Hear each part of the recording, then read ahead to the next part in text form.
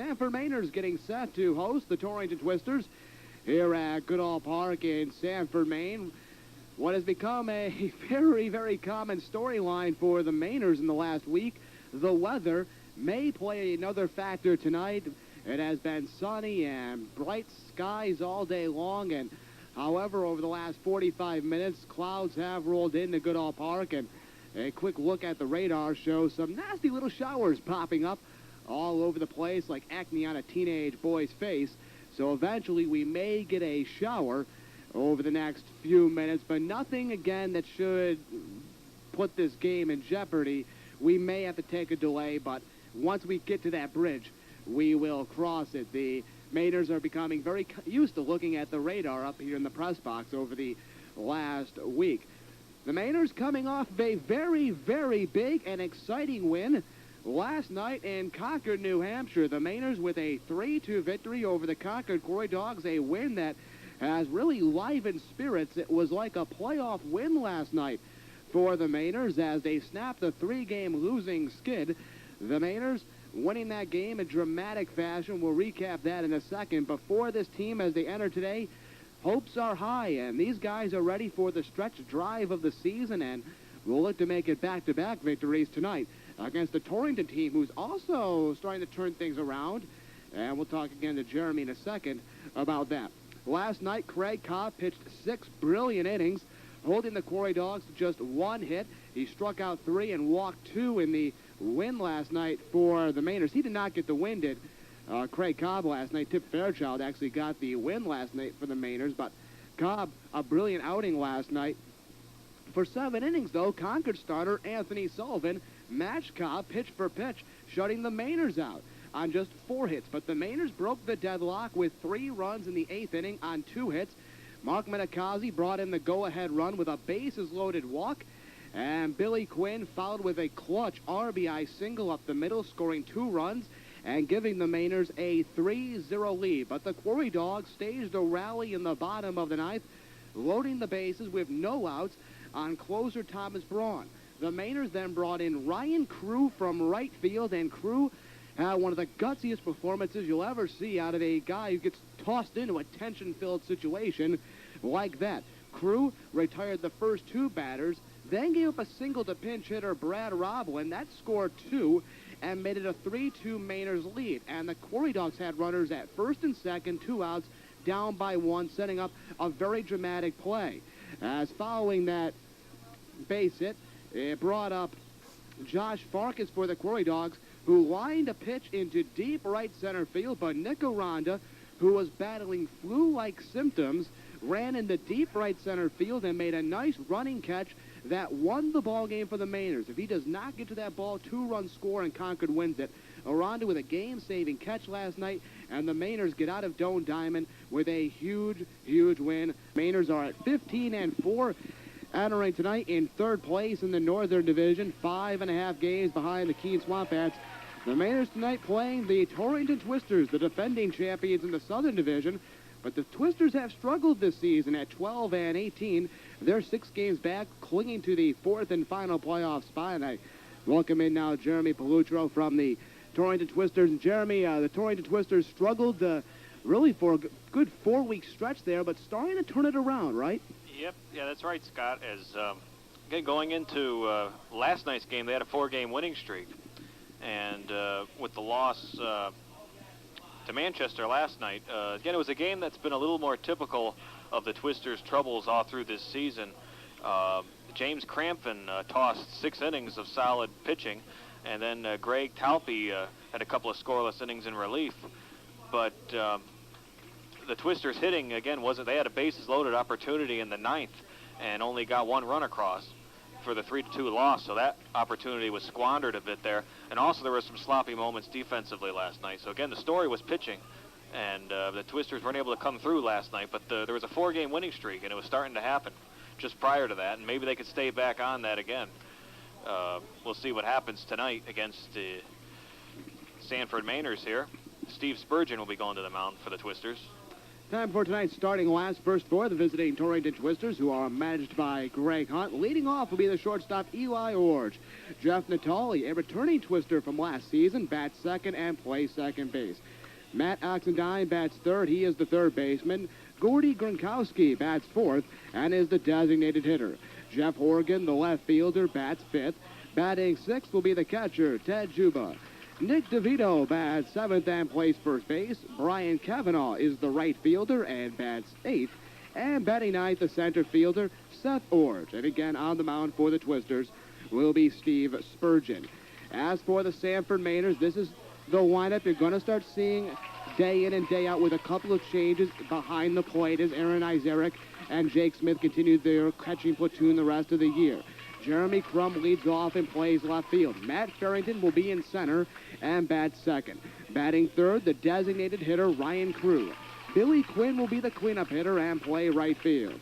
Batting fifth, the shortstop, Mark Menikazi. Jake Smith bats sixth and is the first baseman. Batting seventh, the third baseman, Andre Enriquez. Batting eighth, the catcher, Aaron Izarek. And you want to talk about a kid who's really happy to be in the lineup tonight. It's Aaron Izarek, as his family is on hand. And batting ninth will be the second baseman, Trip Kappelman. On the mound tonight for the Sanford Mainers will be Mike Hans. And again, the Sanford Mainers come into tonight after a win last evening. Torrington lost last evening to the Manchester Silkworms, and a big game for both of these ball clubs. Torrington in the middle of a tight Southern Division race where a 2-3 game winning streak could put you right into the race for first place, even though they are only at 12 and 18. The Mainers, meanwhile, are trying to put some distance between themselves and Concord, Vermont, and Mill City, who are all catching that, who are trying to catch them, while at the same time trying to catch up to North Adams and Keene, who are ahead of them. What we'll do right now is pause, as from Sanford, Maine, here is our national anthem.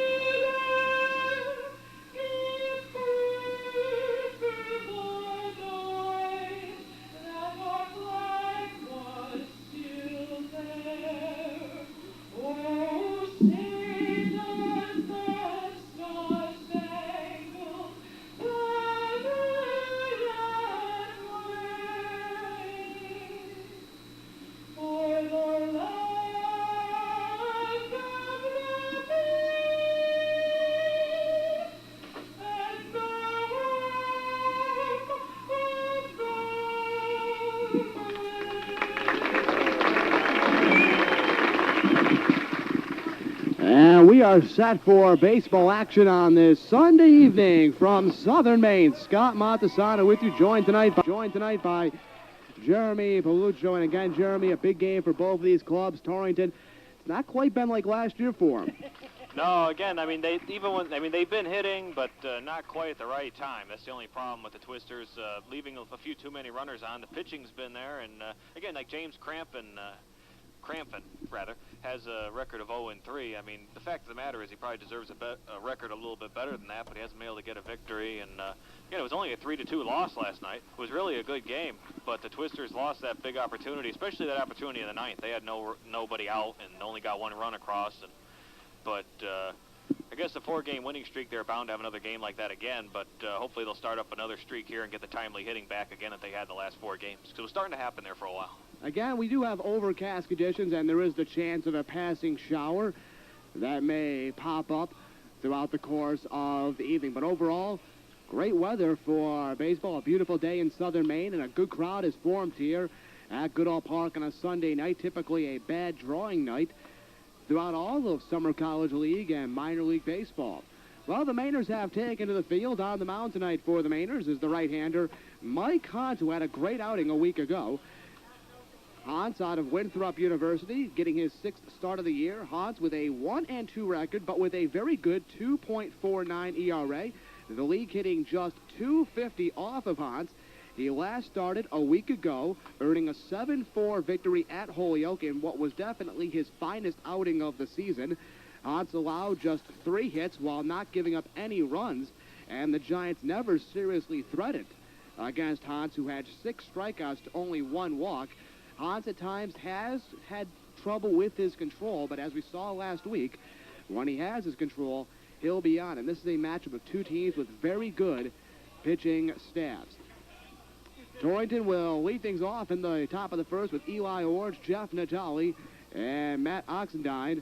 This is the one and only trip for the Twisters this season, and Jeremy, you're telling me beforehand one of your favorite ballparks to be at. Oh, yeah, I mean, appearance, it's a very nice park, and obviously for us, the press box, it's a large press box, good vantage point, good view, but also a nice-looking park, dark green seats and facing of the facade, and just an old-fashioned looking ballpark. I just think it's a nice park. Eli Orge will lead off for the Twisters, batting from the right side, and here's the pitch from Hans. Fastball low end away for ball 1. Our umpires tonight behind the plate, Ed McDonough. Don Heber is on the bases. We've seen McDonough a few times. First time we've seen Heber from a Mainers perspective. This pitch is popped up into shallow right field, not deep at all. In fact, Billy Quinn, the right fielder, was playing Orge perfectly and makes the catch without even having to move. 1 up, 1 down. That brings up Jeff Natali. Well, Natali comes in at .287 for the Twisters. He leads shares the lead with 7 doubles with Shea McFeely. He has 29 hits on the season. Was a member of the Twisters last season, led the NECBL with 12 doubles a year ago. Husenich Park down there in Torrington is not a home run hitter's ballpark, but they do get a lot of doubles down there with big gaps. Pitch is on the inside corner, strike 1. Tully batting from the right side against Hans as we're just underway from Goodall Park. No score on this Sunday night. 0-1 pitch from the righty. Nips the outside corner. 0-2 is the count. Natali, a junior at Trinity College. He's native of Hampton, Connecticut, just south of Bristol. And the 0-2 pitch, taken high and away. The count is 1-2. Tell you the Mainers defensively, Crum is in left, Farrington in center, Quinn in right, Enriquez at third, Minikazi at short, Kappelman at second, Smith at first, and Izeric behind the plate. And the 1-2 pitch from Hans misses high. We're evened up at 2 balls and 2 strikes. Well, they've put the lights on here at Goodall Park. Plenty of daylight, but they're having the lights on. It did cloud up a little bit, as Scott mentioned earlier. And the 2-2 pitch, chopped off of the plate down the third base line, but it will kick foul. And the count remains at 2-2. This Twisters team just went into a big funk at the end of June and fell into last place in the division, a rarity for that franchise, which last season won the Southern Division in the regular season, won the Southern Division in the playoffs, but ran into that powerful Keene team in the finals. 2-2 pitch is popped up weakly into shallow right center field. The second baseman, Kappelman, will drift back and make the catch over his shoulder, about 15 steps back into the outfield, so 2 up, 2 down for Matt Oxendine. The Twisters team as a whole hitting just .238 on the season, which puts them towards the bottom. They have nobody on their team hitting over .300. Pitch to Oxendine, also from the right side, is at the knees for strike 1. Oxendine leads the club with 16 runs batted in. He has 27 hits. So he's made his hits count when he's gotten them. Off-speed pitch on the outside corner, and Oxendine just waves at it weakly and misses. The count is 0-2, and Hans 1 strike away from a perfect first inning. 2 outs, nobody on in the 0-2 pitch. Weak grounder to the second baseman, Kappelman, charges a little bit, flips the first in time, and that wraps up a 1-2-3, top of the first. Torrington gets no runs on no hits, no errors, and no one left on. At the end of a half inning of play, it's Torrington 0, Sanford coming to bat here on the NECBL Broadcast Network. County's Boys of Summer on the NECBL Broadcast Network are brought to you by the Law Office of Nichols and Webb, the Backstreet Grill, Hancock Lumber, Health South, the Nickerson Law Office, New Building Systems, Pike Industries, Cairo Industries, and Edward Jones Investments.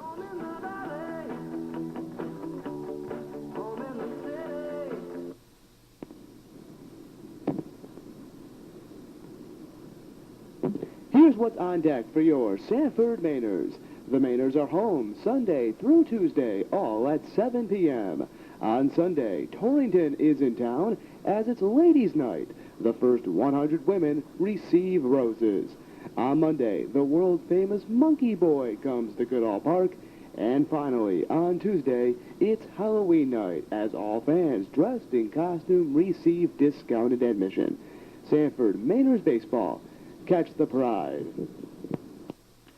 The Twisters fail to score in their half of the first inning. The Mainers in the bottom of the first send up Jeremy Crum, Matt Farrington, and Ryan Crew to face the right-hander from the Twisters, Steve Spurgeon, who was not originally scheduled to start tonight as far as rotation goes. It's actually Paul Hammond's turn in the rotation, but Greg Hunt going with Steve Spurgeon. And Jeremy, you yourself admit you haven't seen this guy that often.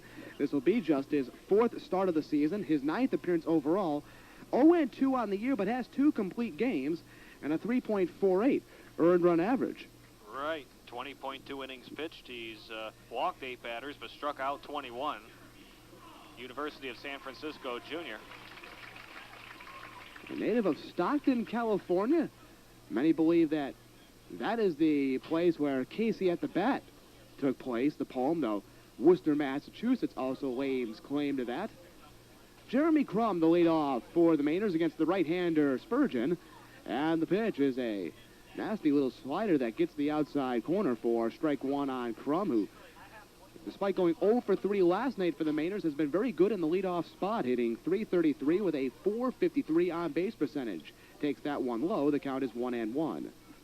Now, Spurgeon is primarily a fastball changeup pitcher.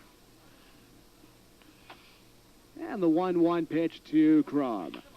Grounded to the second baseman, Natali. He'll go to first in time. 1 up, 1 down, and with that, we'll actually have Jeremy go through the defensive alignment for the Twisters.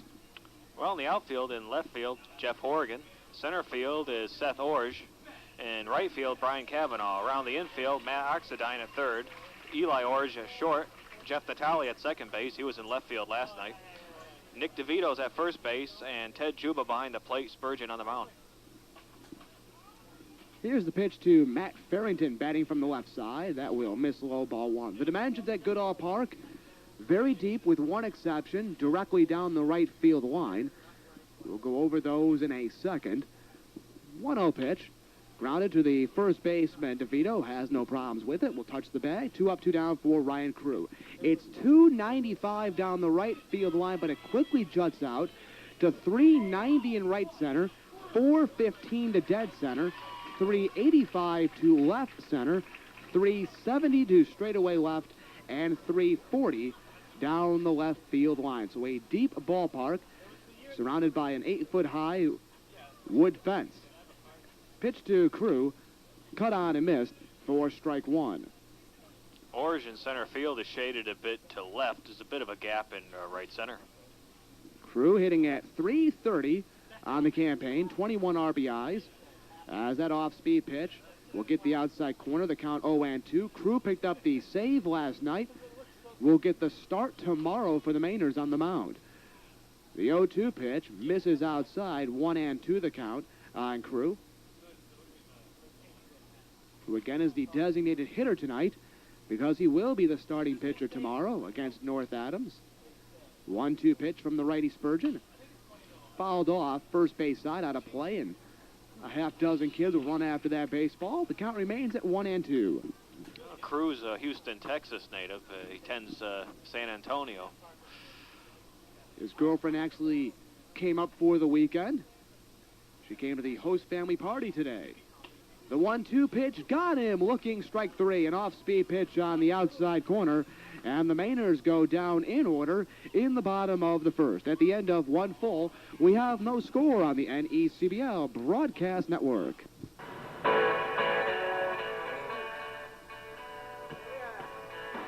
Tonight's Sanford Mainers game is being brought to you by Chashorn Flores, Bergeron Shoes, the Bolorama, Cabana's Auto Body, the Carpe Diem Coffee Company, Courtney Cleaners, the Goodall Hospital, J.P. Carroll Fuel, and Landry's Furniture.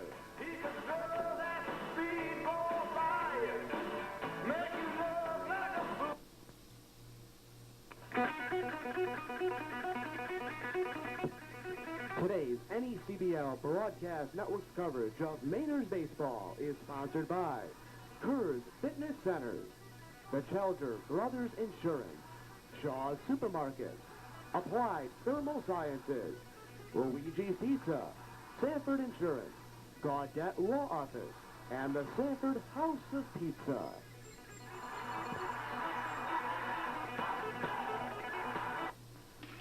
No scores we head to the top of the second inning. Scott Montesano along with Jeremy Palutro. Happy you could be with us on this Sunday evening as we bring your weekend to a close. Gordy Gronkowski, Jeff Horrigan, and Ted Juba due up for the Twisters. They're 4, 5, and 6 hitters to face Mike Hotz, who had a perfect first inning on the mound for the Mainers. Meeting tonight, Jeremy, of two teams that have good, if not great, pitching staffs. Oh, yeah. A lot of great outings this year on both sides. For the Twisters, their problem this year has not been on the mound. They've had some untimely defensive errors and some bad hitting. As Gronkowski lines the first pitch foul right into his own dugout on the first base side, everyone's okay, and that's strike one. That was right toward Greg Hunt, the manager. He had to move out of the way of that one a little bit. Gronkowski, 6'6", 245 out of Jacksonville University, and he looks every bit of that 6'6". On the outside corner, 0-2 the count on the DH for the Twisters. No score, top of the second inning, just underway. And the 0-2 pitch to the right-handed hitter, up and away, 1-2 the count. Gronkowski at 273 coming into the games, his 3 hits. And the 1-2 delivery from Hans. Misses outside, 2-2 the count.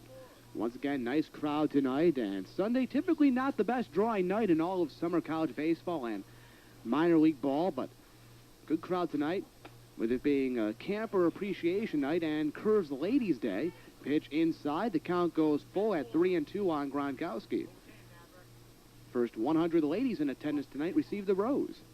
Payoff pitch, misses low, ball 4, and Hans loses Gronkowski after having him down 1-2. So lead off what there for Gronkowski, and here comes Jeff Horrigan for the Twisters, who's also a starting pitcher for the Twisters at times. Well, Horrigan comes in at 175, but 11 hits, 3 doubles. He's driven in 6 runs. So a runner at first, nobody out. That pitch will get the outside corner on the righty for strike one. Lights already on at Goodall Park as it is overcast, and there is a slight chance of a shower coming through. There are showers all around southern Maine. When you have these humid days, that happens. Pitch is high, 1-1 the count with Ted Juba on deck. With my limited schedule, I haven't seen Horrigan pitch at all this year, but he does have a 1.62 earned run average in 6 appearances, 6 starts. 1-1 pitch. Breaking ball high, the count 2-1. And again, Hans has had trouble this year with his control at times. That walk a moment ago to Gronkowski was Hans' 13th walk of the season. 2-1 pitch is lined in the right center field. Matt Farrington, the center fielder, ranging over, as is the right fielder, Billy Quinn. Farrington, the center fielder, will call for the ball and make the catch in right center. 1 down for the catcher, Ted Juba. Good jump there for Farrington. And the center fielder, you want to take that ball, but if he did not make the catch, Quinn was there anyway. Yeah, Farrington didn't make that look too difficult. He got a good jump. He showed some range there. The catcher, Ted Juba, will come up, bats from the left side. Out of Babson College, and that pitch is on the inside corner for strike one. a rare Division III player in this league, out of Wayne, New Jersey, which is, I believe, in the northern tier of New Jersey.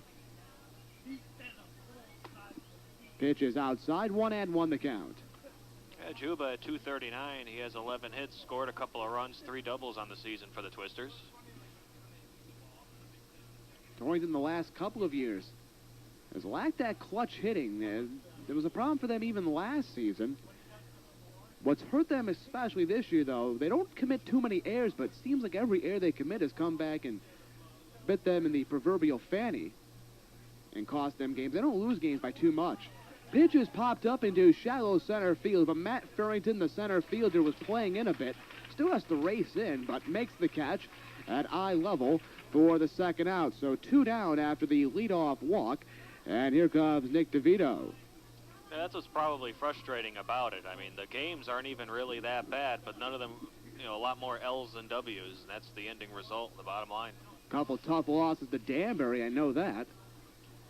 The rival of the Twisters over in Western Connecticut. Pitch to DeVito. Outside and high for ball 1. No score, top of the second inning. 2 outs, runner at first. Torrington won their only game here last season, winning 6-2, a game they broke open in the later stages of that game. 1-0 pitch is line foul, first base side. The count is 1-1. Torrington is 3-2 here all time at Goodall Park.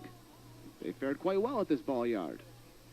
DeVito's a teammate of Horgan at UConn. Bit of a cool breeze coming into the press box. 1-1 pitch. Grounded at the shortstop, Minikazi. He'll flip at the second base. Covering is the second baseman, Kappelman. It'll be in time to get Gronkowski and end the top of the second inning. For the Twisters in the second, they get no runs on no hits, no errors, 1 man left on thanks to the leadoff walk. And at the end of an inning and a half, still no score on the NECBL Broadcast Network.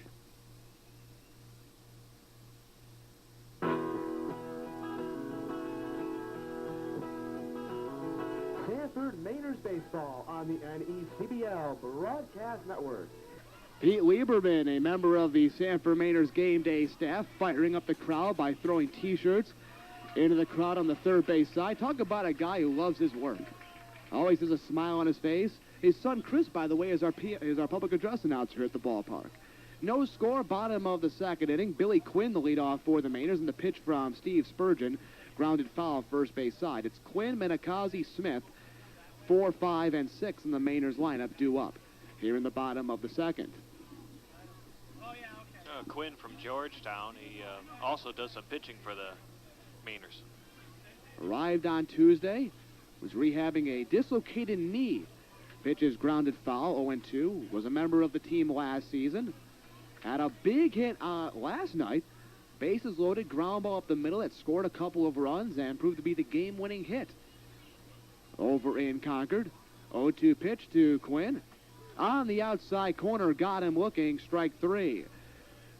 So Spurgeon has retired the first 4 Mainers he has seen, and here comes the shortstop, Mark Minikazi, batting at .301 on the year, 4 doubles, 9 ribbies, 2 home runs, both of those home runs coming in the same game 3 weeks ago at Berkshire. That's the second strikeout in a row for Spurgeon. Pitch to Minikazi, lays a bunt in front of, no, wait a second, Minikazi's out. The ball was bunted in front of the plate. It kicked back up and hit Minikazi after he left the batter's box. So Minikazi is out. That's a catcher unassisted. And it'll bring up Jake Smith with 2 outs and nobody on. That's an odd play. Almost looked like a good bunt, but obviously it bounced off the batter, so that doesn't count. Took a bad hop right off the ground there and kicked right back up in the Minikazi. So 2 outs and nobody on for against Smith. Mainers tonight wearing their home white jerseys, white tops, white pants, Mainers written across the front in green script outlined in yellow, numbers on the front and back in the same color combo, as that offering is high, ball 1 on Smith, who's hitting at .206 on the year, 4 doubles, 1 triple, 2 home runs. 1-0 pitch from Spurgeon, fastball swung on and missed. And make that 1-1 on Smith. Torrington in their road gray uniforms, gray tops, gray pants, Twisters written across the front in orange script. Numbers in the back also in orange. Inside pitch, cut on and missed, and the count goes to 1-2. On Smith, who's batting from the right side and getting the start at first tonight. There was a wide open gap in right center, shaded over his orange again and centered over toward left. 2 outs, nobody on. Pitcher is upstairs. Did he check his swing? No, he did not. As the home plate umpire, Ed McDonough, says Smith went around, and the Mainers once again go down in order here in the second inning. We've now played 2 full. Still no score on the NECBL Broadcast Network.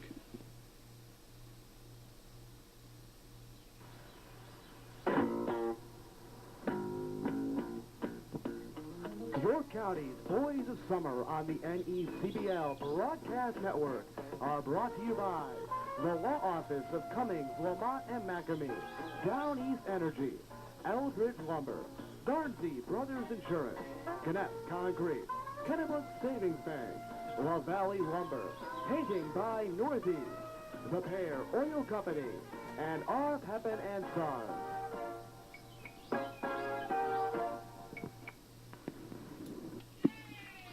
Brian Cavanaugh, Seth Orge, and Eli Orge, I guess they're cousins. 8-1 due up for the Twisters in the third inning. No score in this ball game. We've only had 1 base runner, a leadoff walk in the top of the second inning to Gordy Gronkowski of the Twisters. Mike Hans will fire back. Ground ball right back to Hans on the mound. Quick reflexes. Will flip it to first in time. 1 up, 1 down for Seth Orge. That was a hard bouncer back to the mound. I mean, that came up eye level on Hans, and he threw it down. So Seth Orge is up, the center fielder. Seth, by the way, out of Brigham Young. His cousin Eli, who's on deck, goes to Tennessee. Here's the pitch to Seth Orge, grounded foul in back of the plate, strike 1. Other action last night in the league, by the way. Again, it was Sanford over Concord 3-2, and Manchester over Torrington 3-2. River Point defeated Newport 6-5 in 10 innings. Keene routed Danbury 11-8. Actually, I should correct that. Keene won it on a walk-off 3-run homer in the bottom of the ninth. Pitch is low. 1-1 the count. North Adams came back and defeated Mill City 5-3, and Holyoke defeated Berkshire 8-4 in 10 innings. That pitch is low. 2-1 on Seth Orge. Eli Orge resides in Knoxville, Tennessee, while Seth is in Pleasant Valley, Utah. So. Here's the 2-1 delivery from the righty Hans. Pops him up, foul, first base side. There's a lot of foul ground here at Goodall Park. Still ranging over the first baseman, Smith. Did he make the catch? No, he didn't. It was in his glove, but he banged up against the chain link fence, and it's just a strike. Had it in his glove for a second there, but banged into that chain link fence, which comes up about waist high and could not keep the handle on it. Yeah, just past the dugout over there. He had to go a long way and right over to the fence. Like you said, he almost got it, and Twister players were scurrying out of the way, and some of the fans standing up next to the fence there. But that will not be an error there, and would have been a great catch if he had held on to it. So the count 2-2 on Seth Orge, the number 9 hitter in the Twisters lineup. Hitting .227. This pitch lying back into the screen behind the plate. Count still 2-2. Torrington again 12-18 on the year. 6 games out of first in the Southern Division. More importantly, though, they have a percentage point lead over Danbury, Berkshire, and Holyoke for the final playoff spot. Pitch popped up foul. First base side out of play, and we remain at 2-2. Well, Seth Orge had .227. He has 15 hits on the season for the Twisters, 5 doubles, 2 triples. Tell you where the Mainers, by the way, reside in the Northern Division in a second. 2-2 pitch again from Hans. Got him, swinging strike 3. The ball's in the dirt. Rolls up the first base line as it was kicked by Seth Orge. Wrong play, wrong run here for Isaac. Picks it up. Will flip it the first just in time. Home plate umpire Ed McDonough should have called Seth Orge out there because he kicked the ball after he left the batter's box, but Isaac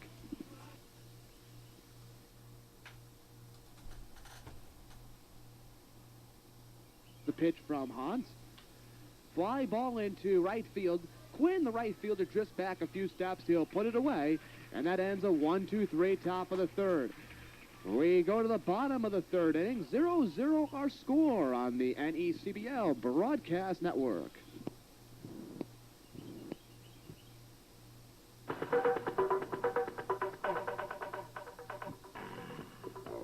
Sanford Mainers Baseball on the NECBL Broadcast Network is brought to you by Hannaford Supermarket, Key Bank, the Sanford Springvale Rotary Club, Mark Motors, Ocean Community Federal Credit Union, the Sanford Springvale YMCA, Biddeford Savings, Oakhurst Dairy, and Devin Duke Monogrammers.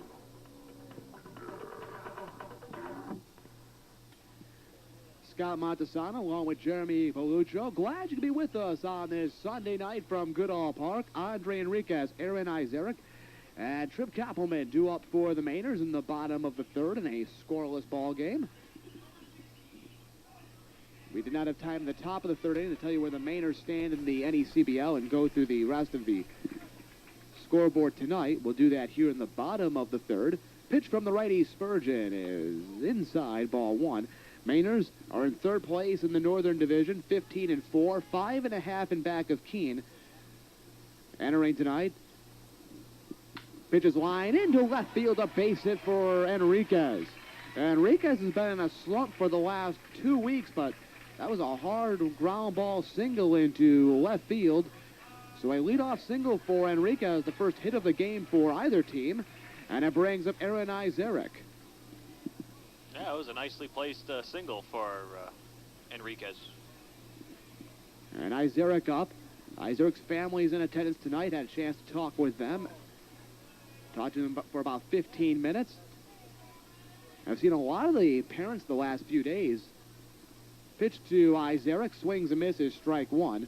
Izarek hitting 190 on the year, but remaining positive as he's trying to get back over that 200 mark at least. By the way, other action tonight, River Point at Mill City, Manchester at Berkshire. Both those games started at 5. We should get final scores for you before tonight's over. 0-1 pitch. Lined right at the shortstop, Eli Orge. The throw's back to first, but not in time to get Enriquez, who dove back in well before the throw. And there's one down, and gotta feel bad for the poor bat boy who goes out for the Mainers. The Mainers have stuck a cup on top of his head. Gotta love the little fun they have. Oh, yeah. The poor bat boy can't be more than, say, 10 years old. The Mainers must have taken some gum, put it on the bottom of a paper cup, and stuck it on his helmet for fun. Trip Kappelman up. Wonder if he knows it's there. Pitch is high, ball one. Once the fans here at the ballpark realized that it was a joke, they started to laugh a little bit. So Trip Kappelman up with one out and Enriquez at first. By the way, other action tonight again, North Adams at Vermont and Keene at Holyoke. Here comes the 1-0 pitch to Kappelman. Runner breaks, pitch is swung on and missed. The throw down, oh boy, Enriquez stopped halfway. He's in a rundown now. Enriquez would have been safe if he just kept on going. Enriquez still in the rundown. He finally gets tagged out by the shortstop, Eli Orge. Enriquez just stopped 3/4 of the way down there. I'm not sure why he didn't finish off. He was going to beat that throw pretty easily. So 2 down. The count is at 1-1 now on Trip Kappelman. That might have been a hit and run gone awry. Kappelman entering this at bat at 3-0-3, a gritty little player. Swings and misses. The count 1-2. 2 outs, nobody on for the Mainers. No score in the bottom of the third inning. 1-2 pitch, cut on and missed, got him, swinging, strike 3 for Spurgeon, his, let's see here, 4th strikeout of the night, and the Mainers go down in order unconventionally here in the bottom of the third inning. No runs, 1 hit, no errors, no one left on. At the end of 3, still no score on the NECBL Broadcast Network.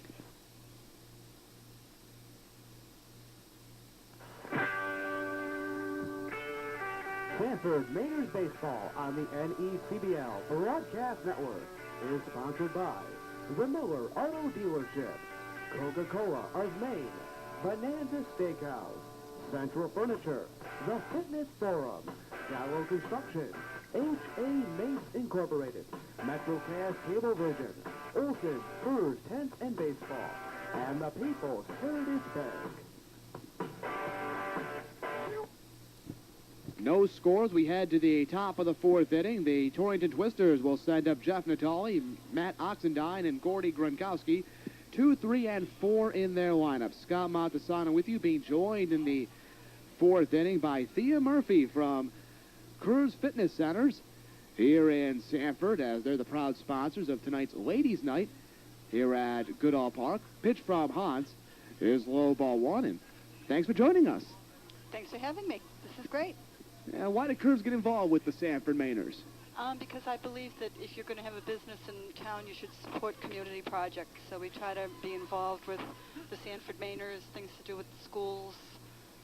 You know, Sanford proud. Pitch was outside, 2-0 the count on Natali, who popped out to second base in the first. This pitch misses low. The count is 3-0. Now, for people that may not be familiar with Curves, can you describe the program? Yes, it's a 30-minute quick fitness program. It's geared towards women. We have nutrition counseling and diet programs, and it's a fun, supportive environment. Pitch nipped the outside corner. The count is 3-1. On Natali, here's the 3-1 pitch. Fly down the right field line. That one's going to go foul. And the count is at 3-2.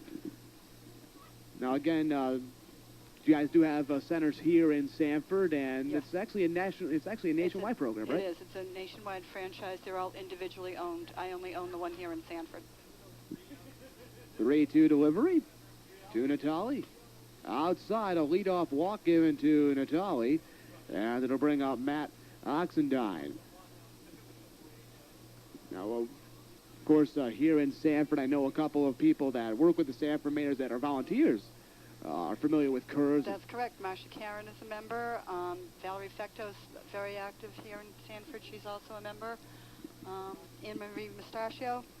Jane Curtin, who did the national anthem tonight. Runner at first, nobody out. Got no score here in the top of the fourth inning. Pitch from Hans.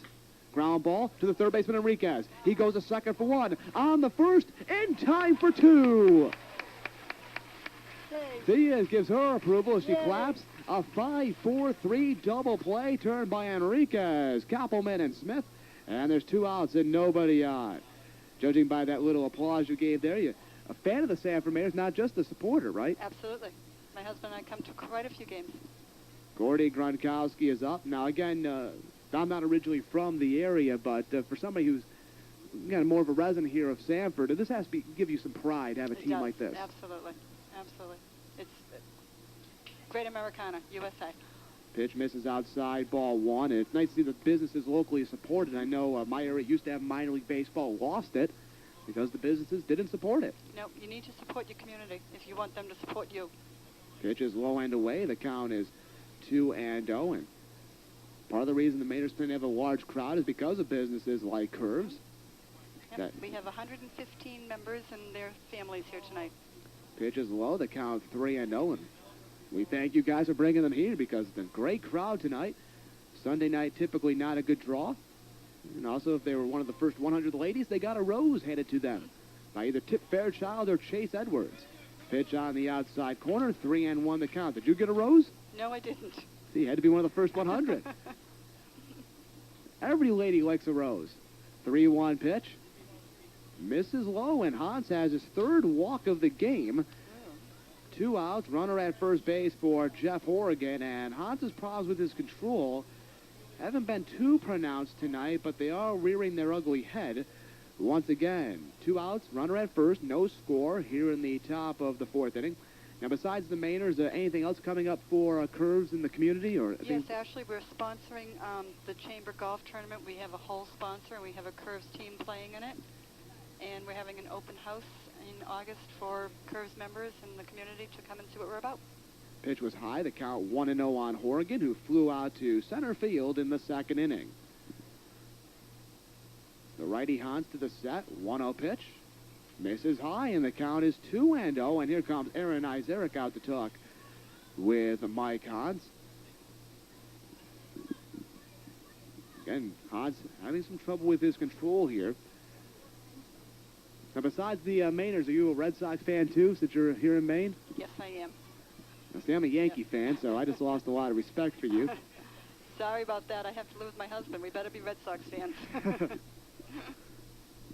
Everybody I've had up here, now they're Red Sox fans. I feel bad for you people. It's hard. It's tough to be a fan. Pitch is on the outside corner, 2-1. But then we have the Patriots to make up for it, so. You had to go there, didn't you? Yes. Patriots every year ruin the hopes of my beloved New York Jets. Well, see, there you go. Pitch is high, 3-1 on Oregon, and Hans in danger of putting another man on base with 2 outs. He already has 2 walks in this inning, a double play, thankfully, has alleviated some of the pressure. That pitch is high, not even close. Back-to-back walks with 2 outs, runners at first and second. Here comes the catcher, Ted Juba. Look towards the Mainers dugout. Does manager Scott Brown want to go out and have a quick word with Hans? Doesn't look like that's going to be the case. And Hans has found himself in a jam here. No score, top of the 4th, 2 outs, runners at first and second, both via walks. If it wasn't for a double play, things would be even worse. That pitch just gets the upper half of the strike zone for strike 1. Let me ask you an interesting question here. When you come to the ballpark, where do you sit? Usually on the third baseline. Third base. Notice this year in particular, a lot of people will sit on the third base side, want to get behind the Mainers team dugout. I was more of a guy who wanted to be on the first base side myself all the time. More action on the first base side. Well, that's true. 0-1 pitch. That's low. And the count is 1-1. And again, this is actually the first full year that Kurtz has been a supporter of the Sanford Mainers. Would you call it a success? Yes, very much so. The girls are having a great time. 1-1 pitch from Hans. Inside, 2-1 the count. And now here comes Mainers manager Scott Brown. He's seen enough of Hans throwing ball after ball. He's going to go out and try to settle down Hans, who has his family in attendance tonight. There's nothing that infuriates a manager more than walks. A manager would rather have a pitcher that gives up 3 straight home runs than walk a couple guys in a row. And he goes out, brings the entire infield in. They'll try to pat the ego of Mike Hans and make sure he's okay. And tell him things will be okay there. Just throw the ball over the plate. No score. Top of the 4th inning. Torrington has yet to get a hit tonight, but they are threatening here in the 4th inning. Hans has walked 3 men in this inning. If it wasn't for a double play, it could be very, very ugly right now here in the top of the 4th inning. Torrington is a team that struggles to get runs. You do not want to help them put runs on the scoreboard. 2-1 pitch. On the outside corner, 2-2 the count. We have Thea Murphy up here from Curves rooting on the Mainers. Come on, Mike, make her happy. 2-2 pitch. Ground ball in the right field, a base hit. Gronkowski rounds third. He's going to try to score. Here comes a throw from right field. It's going to be in time. Oh, what a throw by Billy Quinn in right field as they nail Gronkowski. What a play by Billy Quinn. And the Mainers get out of the inning for Torrington. They get no runs on 1 hit. No errors. 2 men left on. Thanks again to Thea Murphy from Curves for joining us. Thank you for having me. This is great. At the end of 3.5, we still have no score on the NECBL Broadcast Network. York County's Boys of Summer on the NECBL Broadcast Network are brought to you by the Law Office of Nichols and West, the Backstreet Grill, Hancock Lumber, Health South, the Nickerson Law Office, New Building Systems, Pike Industries, Cairo Industries, and Edward Jones Investments.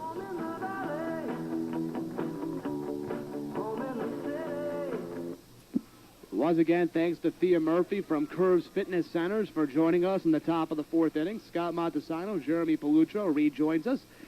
No scores. We go to the bottom of the 4th inning. The Mainers will have Jeremy Crum, Matt Currington, and Ryan Crew do up. And Jeremy, a little bit of controversy in the top of the 4th inning. That throw from Billy Quinn beat Gronkowski, as he came home, however, it looked like Gronkowski actually got in there ahead of the tag, didn't it? Yeah, it was a close play, and I think Gronkowski was a little surprised. I mean, I was a little surprised that throw in from Quinn got there in time. He all of a sudden got in. That was a good throw by Quinn. That was very close, though. Jeremy Crum, the lead off. He grounded out the second and the first. Tries to lay down a bump, pulls back. Did he pull back in time? They say yes, he did. That's ball one. Ed McDonough, the home plate umpire, was blocked, actually, from making a good call. He got in the bad position. He was up the first baseline, and Gronkowski slid around the tag of Isaac. We had a great view of it from where we are. Pitch is low, the count 2-0, but when you're the Twisters and you're 12 and 18, you're not going to get those breaks. Mainers at home will get those breaks. 2-0 pitch to Jeremy Crum. Whoa, 3-0 the count. Oh, Crum's 0 for 1. He grounded out the second base back in the first. By the way, our broadcast position, hanging from underneath the grandstand roof behind home plate, looking down at home. Great view of the ballpark. Right down the middle on 3-0, the count 3-1. This is a brick and concrete grandstand that extends from halfway up each baseline and wraps around home. 800 green individual bucket seats.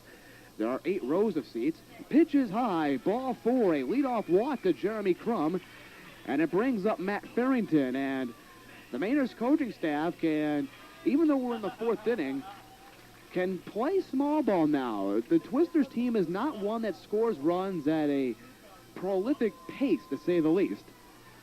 And 1 or 2 runs could easily be enough. A lot of close games. We'll see if Farrington will be bunting here. He grounded out the first in the first inning. The pitch, he squared the ball late, then pulled back, and the pitch was inside. Ball 1 on Farrington.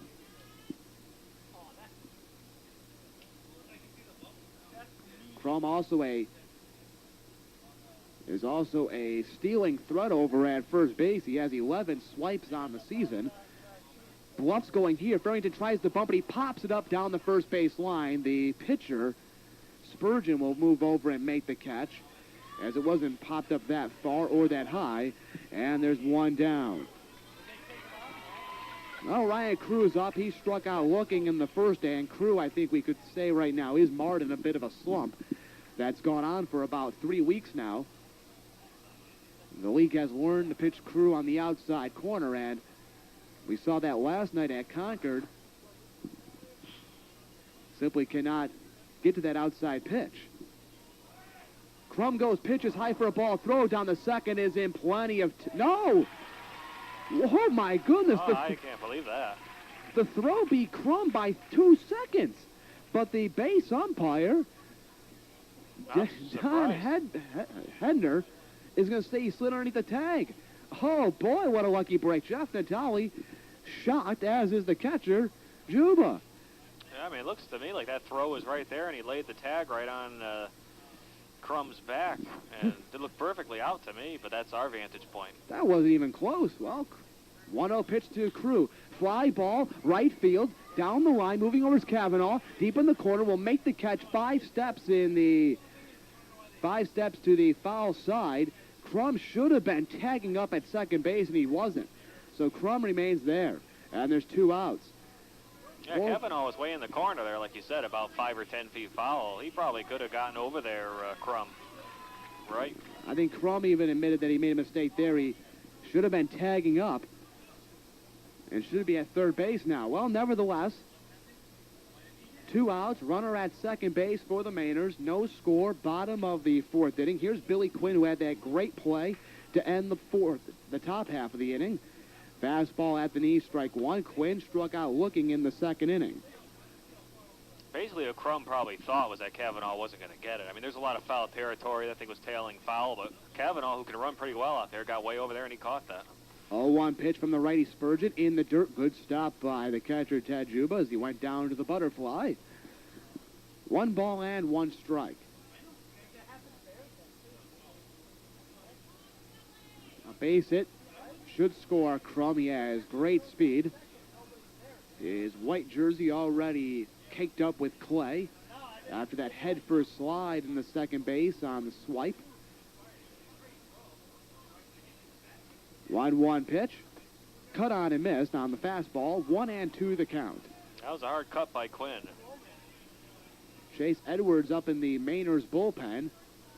Hans has lost a bit of his control the last couple of innings, and the Mainers want to make sure somebody is ready in the bullpen. 1-2 pitch to Quinn. In the dirt, 2-2 is the count on the Alta Loma, California native. That was a good block by Juba behind the plate. He kind of smothered it in the dirt there. The team split their season series last season, both winning on the road. Mainers winning a 15-inning game in Torrington last season. A game in which the Mainers blew a 2-0 lead in the bottom of the ninth, but then won it on a Matt Matuli, a double in the top of the 15th. The 2-2 pitch down the middle, got him looking, strike three, and Quinn thought about breaking that bat over his knee, then thought better of it. And the Mainers waste the leadoff walk and do not score. No runs, no hits, no errors. One man left on at second base. We're through 4 full, no score. Jeremy Pelluccio with the play-by-play next here on the NECBL Broadcast Network.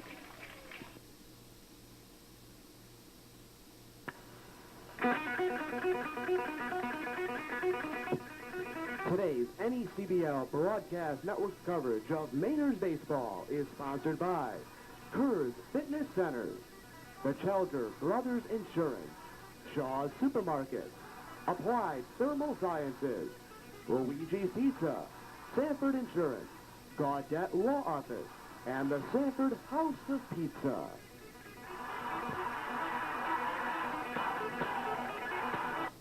Along with Scott Montezano, this is Jeremy Pelluccio as we head to the 5th inning. It's a scoreless game between the Torrington Twisters and the Sanford Mainers here at Goodall Park as Nick DeVito steps in, a right-hand batter, to face Mike Hans kicks and delivers. Pitch sails in, a fastball outside for ball one on DeVito. DeVito grounded out to short. He forced out Gronkowski in the second inning out in the fielder's choice. And the 1-0 pitch from Hans is low and a bit outside. Less velocity on that one, ball two. Give you today's trivia question in just a second. Give you the question here in the top of the 5th and the answer in the bottom of the inning. The kick, the 2-0 pitch, is low and outside again for ball three. So quickly way ahead in the count is DeVito, the Twister first baseman tonight. Our question tonight, what franchise in the NECBL holds the record for the largest home opener crowd?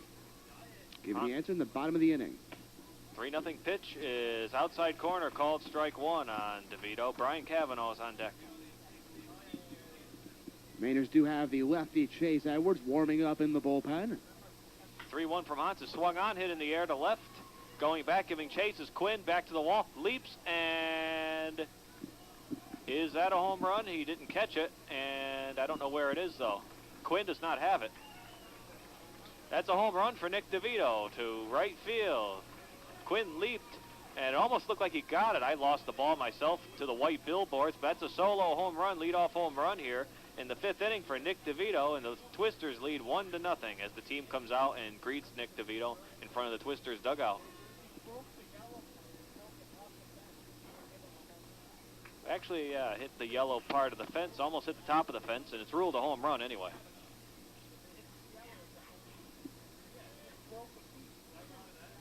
So, swung on, a looper to center, and caught by Farrington. That's a first pitch out for Brian Cavanaugh. So 1 down here in the 5th. Well, for Torrington, they break through here, and again, they struggle to get runs on the scoreboard, so for them, this is exactly what they want, and with their quality pitching staff, they are in a good position, as Steve Spurgeon has just frustrated the Mainers all night at the plate. The pitch to Orge popped straight up. First base side, coming over into foul territory, about 10 feet foul, and making the catch is Smith. Well, it's good to see Mike Hans bearing down here after that leadoff opposite field home run for DeVito, as he's quickly gotten the next 2 guys out. Hans struggled with his control in the 4th inning, fell behind on DeVito 3-1, and that's what's going to happen. Promptly, though, Cavanaugh and Seth Orge swung at the first pitches and just went right at Hans and resulted in weak pop-ups. Hans, the kick, the pitch, swung on, a hard-hit bouncer over to second base, knocks it down as Kappelman. The throw down to first, the side is retired. That was Eli Orge. Grounded out, 4-3 goes the play, but An opposite field home run for Nick DeVito to lead off the inning. Twisters now lead 1-0 at the end of 4.5 innings. It's the Twisters 1 and the Mainers 0.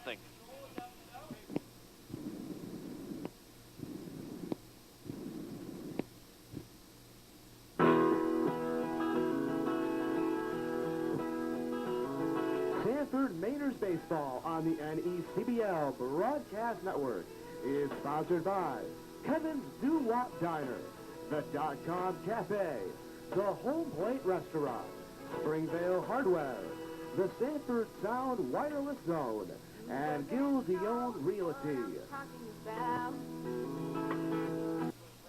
Bottom of the 5th now. Twisters 1, Mainers 0 as Minakazi, Smith, and Enriquez the scheduled 3 to face Steve Spurgeon here. Spurgeon over the head, sets at the chest, kicks, delivers, foul straight back halfway up the screen, straight back. Minakazi is 0 for 1. He popped out to the catcher, unassisted out. It's a right-hand batter. Give you the answer to our trivia question in just a second here as the Mainers trail 1-0 in the bottom of the 5th. Yeah, the 0-1 pitch from Spurgeon is a fastball a bit outside for ball 1. Countyman's up 1-1. Again, what franchise holds the record in the NECBL for the largest home opener crowd? It's none other than Torrington with over 3,000 fans in 1998. A high bouncer just foul right around the third base bag. Oxidine picks it up. There have been crowds larger than 3,000 in the league. Heck, North Adams this year had close to 5,200 for a single game, but Torrington with the home opener record of over 3,000. And 1-ball, 2-strike count on Mark Minakazi. Spurgeon on the mound. Looks in for the signs, over the head, sets, kicks, delivers. Called strike 3.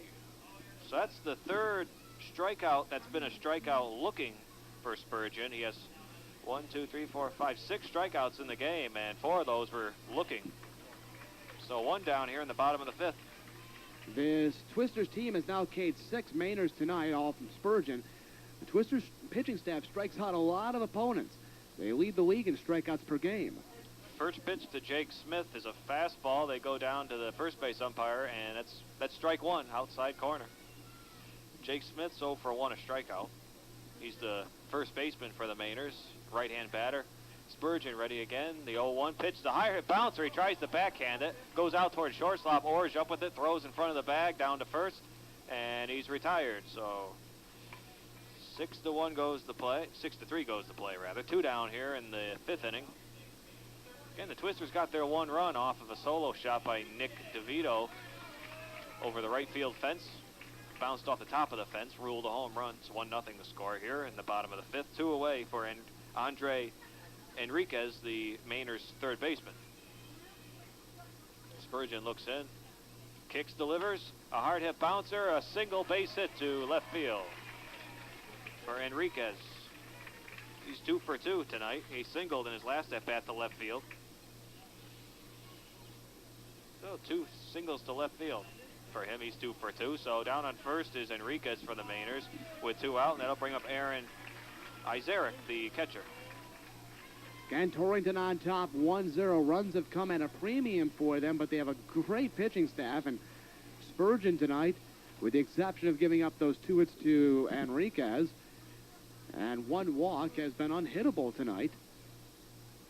Spurgeon kicks, delivers, pitch sails in high for ball 1, 1-0. Izarek is 0 for 1. He popped out to short back in the 3rd. There's a huge gap in right center field. If Izarek can find that gap, Enriquez should score from first and tie the ball game up. 1-0 the count. Spurgeon kicks, delivers, pitches low for ball 2, taken by Izarek. Trip Kappelman's on deck. Large crowd tonight. The Mainers, with an emotional win last evening, would like to follow that up here and start a bit of a roll for themselves. And the 2-0 pitch is swung on, hit in the air to left center. Going over and getting under it and making the catch is Horrigan for out number 3. So a fly out to left field. 1 runner left on. 1 strikeout for Spurgeon. No runs come across. At the end of 5 innings complete, Twisters 1, Mainers 0.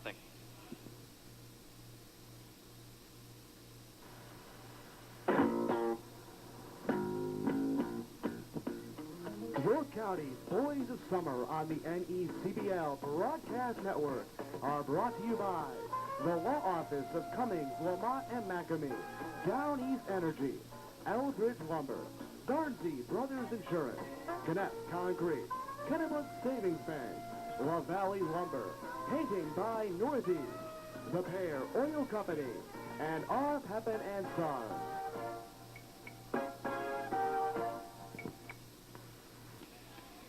Jeremy Palutro with Scott Montezano here as we head to the sixth inning. Jeff Natale, Matt Oxidine, and Gordy Gronkowski, the schedule 3 here to face Mike Hans. Twisters 1, Mainers nothing. The Twisters got their one run on a leadoff solo home run, opposite field home run by Nick DeVito over the right field fence. So it's 1-0. Both pitchers having a good game. But Hans actually hasn't struck out a single batter, but he's been able to get the Twisters to succumb to a lot of flyouts and groundouts. So that'll bring up Jeff Natale, the Twister second baseman. He was in left field last night down in Manchester. He's 0 for 1. He flied out to second base, but then in his second at-bat in the fourth inning, he walked and was forced out. So Hans, the kick, the pitch. Low and a bit outside for ball 1. And Natale out of Trinity. He's a right-hand batter with the Twisters last year. And the 1-0 pitch is swung out, hit in the air, hit well to right. Way in the corner, that'll fall in for a base hit. Quinn up with it. Natale on his way down to second base. And he's in there with a stand-up double. Not a bad throw in by Quinn. And Minnesani was right there, the shortstop. But a leadoff double. Opposite field double for Natale. So nobody out here. Top of the sixth, and Matt Oxidine will be the batter now with a runner on second base and nobody out. Twisters making some things happen here, and a nice home run like that can get them going.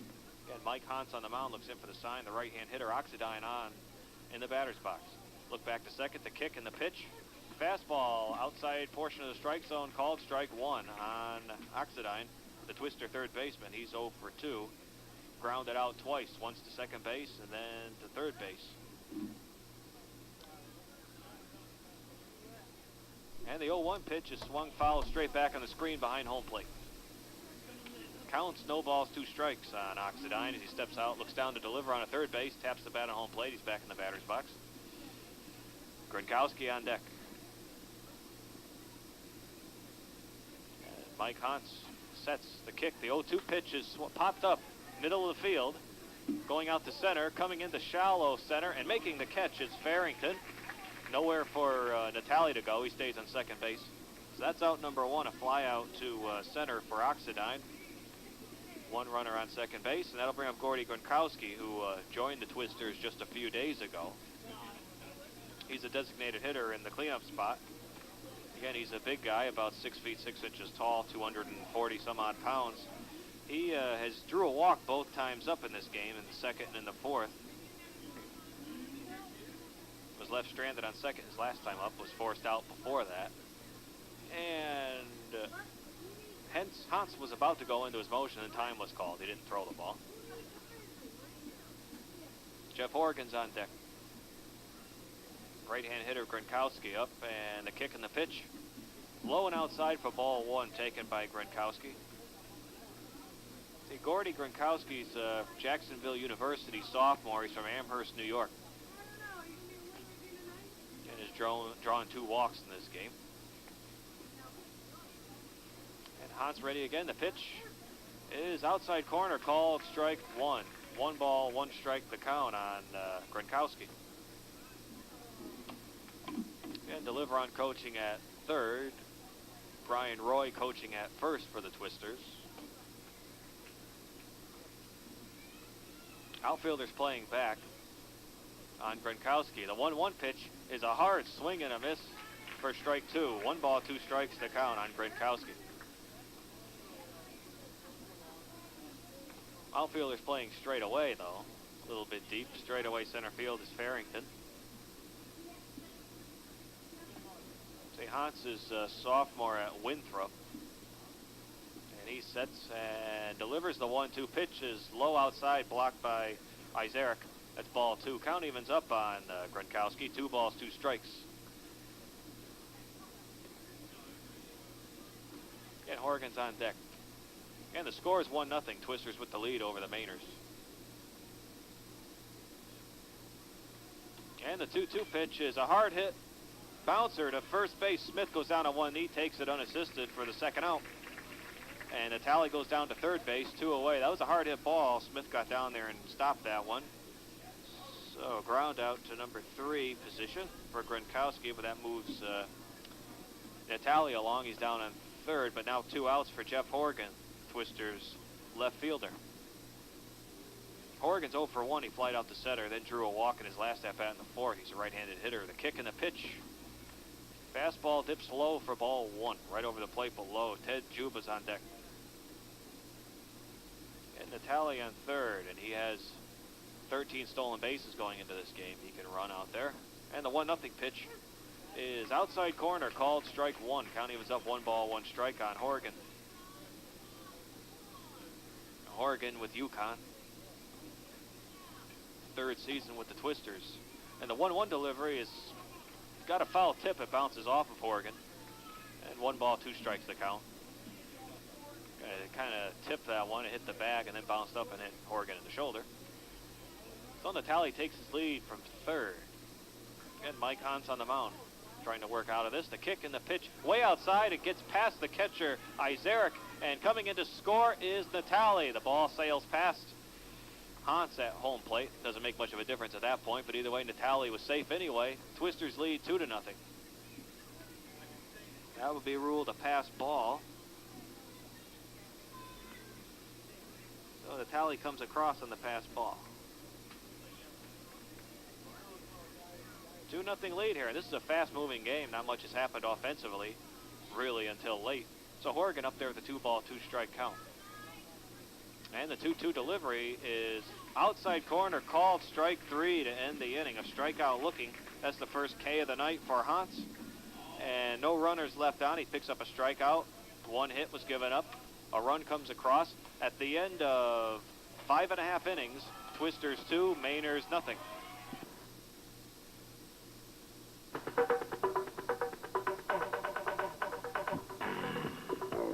Sanford Mainers Baseball on the NECBL Broadcast Network is brought to you by Hannaford Supermarket, Key Bank, the Sanford Springvale Rotary Club, Mark Motors, Ocean Community Federal Credit Union, the Sanford Springvale YMCA, Biddeford Savings, Oakhurst Dairy, and Devin Duke Monogrammers.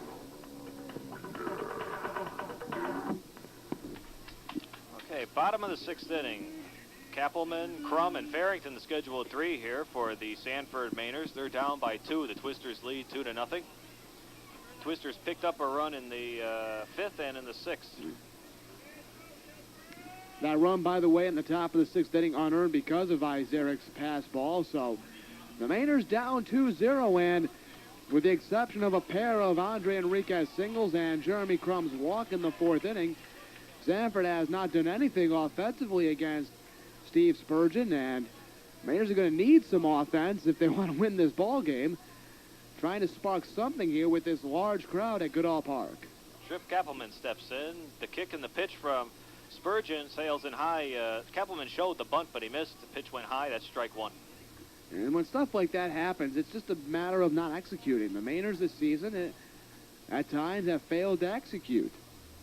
Kappelman's 0 for 1, a strikeout in the 3rd. Spurgeon kicks, delivers, pitches low in the dirt, bounces up. Juba stops it. That's ball 1. 1 ball, 1 strike. There is a right-hander throwing in the Twisters bullpen down the right field line. Oh, 1 ball, 1 strike to count. Spurgeon over the head, sets, kicks, delivers. A hard swing and a miss for strike 2 on Kappelman. 1-2 goes the count. He's just had great control at times tonight. Spurgeon, and excellent change of speeds, which has kept the Mainers off balance. And the 1-2 delivery is low, swings and misses, and the ball gets away from Juba. And let's see, Juba looks confused. He's going to go over and tag See, Kappelman. Kappelman's got a real. He swung and missed at the pitch. It was pretty obvious. Right, he missed it. Then it got past Juba. He should have been running Why down wa- first base. Yeah, why wasn't he moving? If the whole point umpire Ed McDonough never signaled foul ball. You got to run on that. You see, it's stuff like that then you wonder where the guys' heads are. Well, one out, and that'll bring up the top of the order. Jeremy Crum, the left fielder. Spurgeon delivers, bunted, nice bunt right down the third base line. Bare hand pickup by Oxidine, and the throw down, and he is safe. Crum beat that one out. That was a nice bunt. Good hustling play there by Crum, and he noticed the third baseman Oxidine playing back. Oxidine may have been better off to let that one go. It was trying to head towards that chalk line. It kicked off for the grass, and I thought it may have been heading foul, but he decided to go for the bare hand pickup and try to fire out Crum, and didn't quite get that. Well, the Mainer center fielder, Matt Farrington, steps in now. A left-hand batter, straight up stance. Runner on first takes his lead. Spurgeon delivers. Called strike one. A fastball, higher portion of the strike zone. That's strike one. Farrington's 0 for 2. He grounded out to first base and then popped out to the pitcher. The pitch is bunted, a bouncer back to the mound. On one high hop, Spurgeon takes it, an underhand flip to DeVito at first. The sacrifice bunt was successful, though, down to second base now is Crum, but there is 2 away now.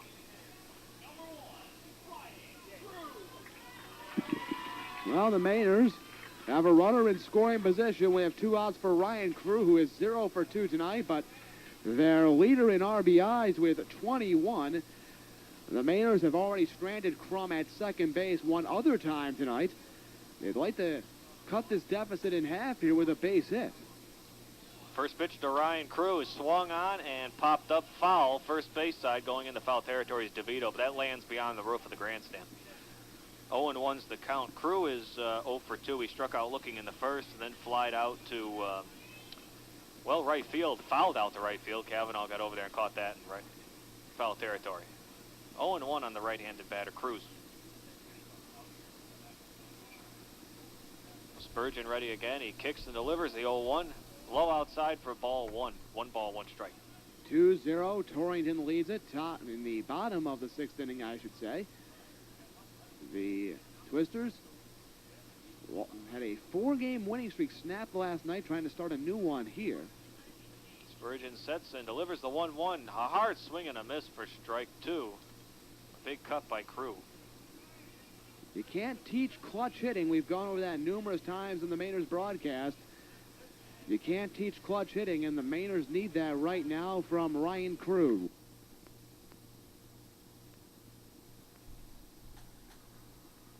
There wasn't even a throw from Juba by that point. What a hustling play by Crum, and alertly, third base coach Daryl Bird deserves a tip of the cap as well, because by the time Crum got to third base, again, Juba had just started to go back for the ball, and Crum, with a full head of steam, was able to score easily. So give Crum lots of credit. Give kudos to Daryl Bird, the third base coach, for simply sending him around and not hesitating. And that was good baseball there by the Mainers as they take advantage of a break. Crum surprised me there. I mean, I thought he definitely is going to go down to third on this because it bounced away from Juba. It bounced so far up in the air that Juba didn't know where it was. He's looking on the ground for it, and the ball, but it bounced way up. Must have hit. It was good fundamental baseball for Crum. He didn't assume anything. He rounded third base hard, and when he saw the signal to go home, he didn't stop and kept on going. So there is 2 outs, a 2-2 count. Over the head to the belt to kick the pitch. Hard hit, line drive, single right down the line to right field for Crew. Cavanaugh picks it up and fires it back to the second baseman, Natale. So a single, 2-out single here for Crew. And that'll make the run earned now, as Crum would have scored on that floater down the right field line. So 2 outs, Billy Quinn up. And the Mainers with a bit of a 2-out rally here in the bottom of the 6th inning. So for Crew right there, while not as clutch of a hit now because of the fact Crum had already come around, you like to see that 2-out hit because it keeps the inning going. So it's a 1-run game. Twisters 2 and the Mainers 1. Billy Quinn up there. And the pitch from Spurgeon's a fastball swung on and missed. The throw down from Juba, and in there with the stolen base is Crew. He got a good jump there. Juba's throw was right on the money, but nowhere near in time. Crew with 6 stolen bases in 7 attempts now this season. And the Mainers once again have a runner in scoring position with 2 outs. This time it represents the tying run. But Quinn's had his troubles with Spurgeon tonight. He's 0 for 2. He struck out looking both times in the second and the fourth. And a runner on second takes his lead now. 2 outs. The kick and the pitch. The 0-1 is swung on. Foul out beyond the stands first base side. Quinn has already had a few clutch hits for the Mainers since joining the team less than a week ago. I know the last time he was up, he simply took a changeup right down the middle and was very frustrated with himself. When you've K'd twice already, you're going to start thinking to yourself, we'll see, though, if Quinn can bear her down at the plate. The fans, with a rhythmic clap, trying to urge on a fan favorite, which is Billy Quinn. Mark Minikazi on deck. There is 2 outs. The count's no balls, 2 strikes on Quinn, the right fielder. Right-handed batter steps in, back in there. Leaning in for the signs is Steve Spurgeon. He sets, kicks, and the 0-2 pitch is swung on. A line foul on the screen above the Twister dugout on the first base side. Tried to pull an outside fastball by Quinn, but he stuck his bat out there and got a piece of it to stay alive. Interesting game. Good pitching on both sides, and some interesting offensive things are happening here, and the Twisters are getting some runs, and that's good for them. Time is called for a moment here by the home plate umpire. Again, we were in that last third of the season, so the games gain intensity and gain importance. Spurgeon's had his highest inning pitch total here with 15 here in the 6th. Not too bad a pitch total for an inning, but that's his highest. He's had some troubles here in the 6th. Time's called again. He steps off the rubber. The batter steps out of the batter's box. Base hit should score Crew from second base and tie this game up. And Spurgeon ready. Turn to throw down, and a head-first slide back to second base safely is Crew. 2-1, Torrington leads it, bottom of the 6th. The Mainers already with 1 run in here in the 6th inning to cut into the deficit. Quinn trying to tie the ball game up. Quinn has been with the Mainers for less than a week, but already has 4 RBIs on 3 hits.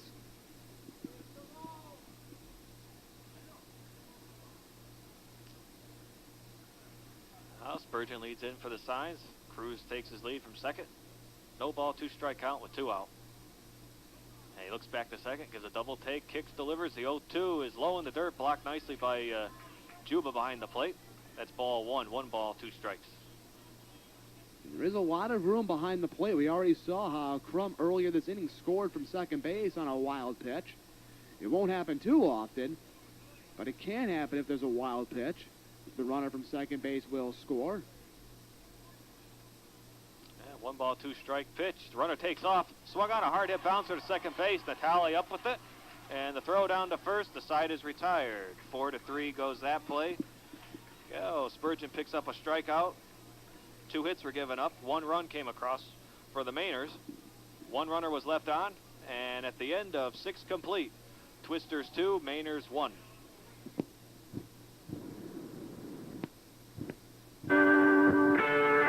Sanford Mainers Baseball on the NECBL Broadcast Network.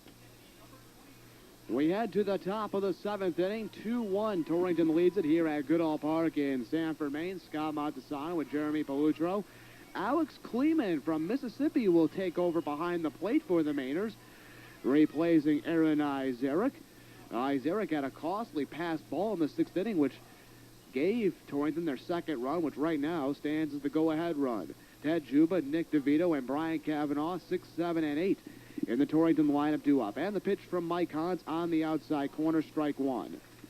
As we start the 7th inning, we do have the Sanford Mainer All-Stars, which have just been released. The All-Star teams for next week's All-Star game have been released. Pitch is low.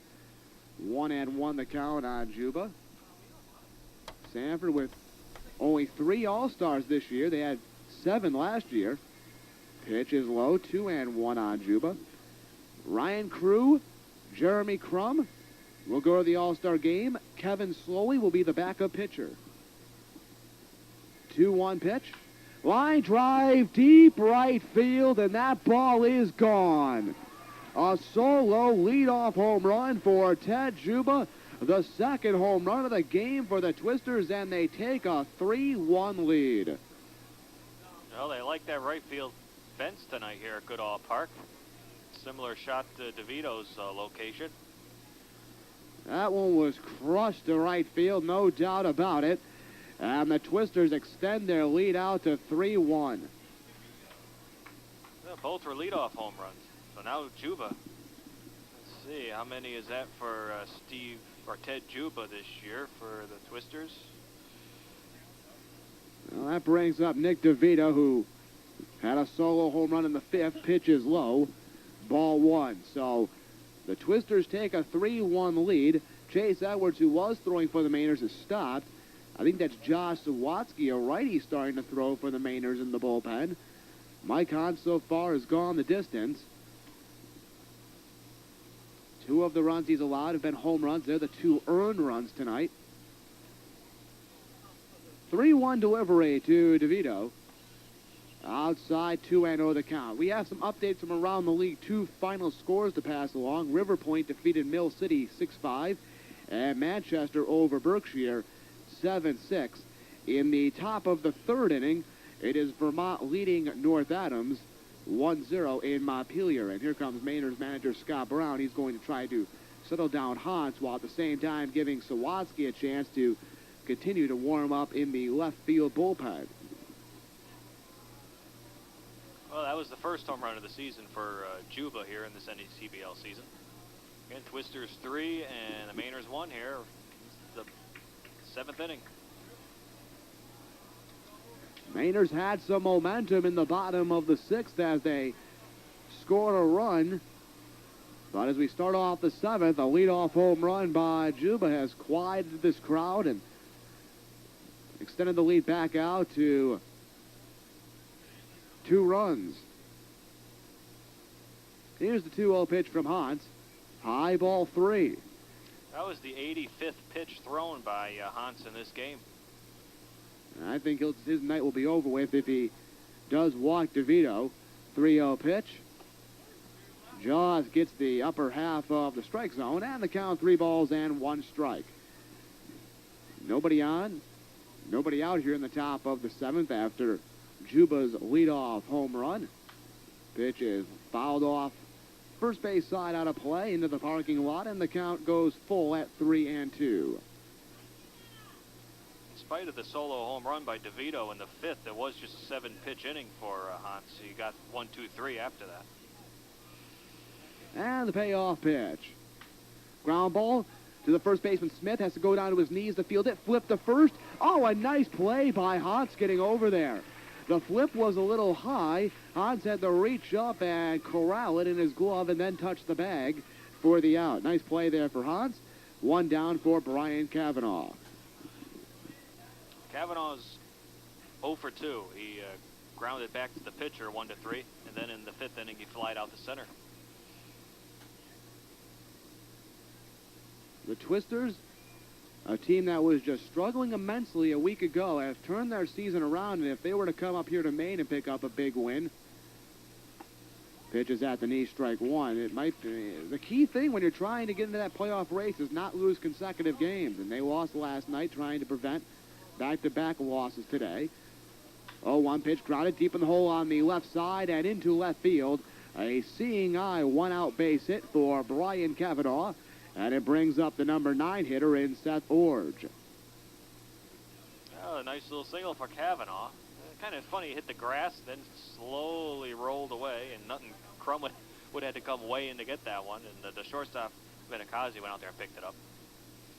And that'll be it for Mike Hans as Mainers manager Scott Brown comes out. He's going to go to the bullpen and bring in Josh Sawatsky. Well, Sawatsky's another interesting story. Like Hans, has had just awful control during the season, but has had 1 positive outing. On Wednesday night at Keene, Mike Hans came in with the game well out of hand. The Swamp Bats had put the game away. Sawatsky came on in the 8th inning with the bases loaded and nobody out and promptly struck out Kenny Holmberg, Jim Nagrich, and Matt Cunningham, the 2, 3, and 4 hitters in the Swamp Bats lineup.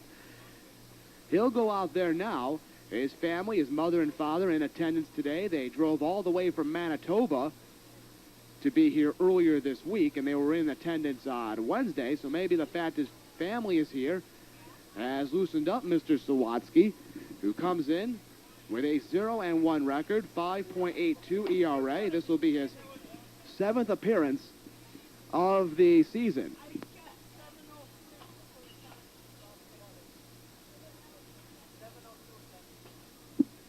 By the way, we had tonight's attendance, 702 is tonight's attendance at Goodall Park. Well, Mike Hantz, the line on him, I got 6 1/3 innings pitched. He gave up 5 hits, 3 runs, 2 of them were earned, and struck out 1 twister batter.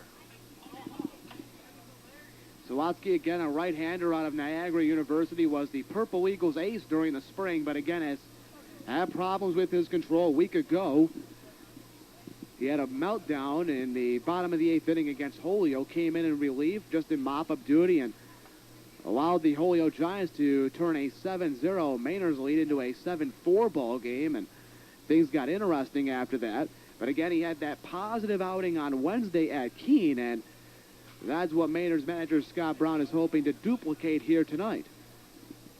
1 out, runner at first base for the Twisters. Top of the 7th inning. Torrington has a 3-1 lead on the Mainers. Mainers had that big win last night at Concord, but that goes for naught if the Mainers lose tonight. The intensity of this ball team has really been zapped, mostly by the fact Steve Spurgeon, the pitcher for the Twisters, hasn't allowed the Maynard bats to really awaken, and whenever you aren't hitting, you're going to look sluggish. Fastball on the outside corner on the right-handed hitting Seth Orge for strike 1. Well, the Mainers, it's kind of odd. I mean, they have a better away record. They're 9-6 away, and at home they're 6-8. 0-1 pitch, slide step delivery, ground ball to the third baseman Enriquez. He goes to second for 1. On the first, in time for 2. A 5-4-3 double play. The second of the game, turned by Enriquez, Koppelman, and Smith. And that ends things here in the top of the 7th inning. But not before Ted Juba extends the Torrington Twisters lead with a leadoff solo home run. And at the end of 6 1/2, it's Torrington 3, Sanford 1 on the NECBL Broadcast Network. Here's what's on.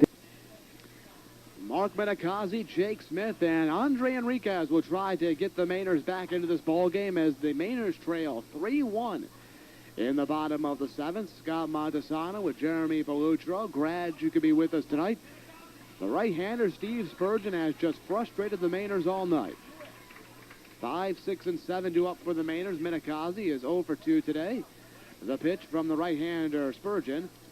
Ground ball to the shortstop, Eli Orge. Up with it. Goes in front of second base. Sidearm throw to first in time.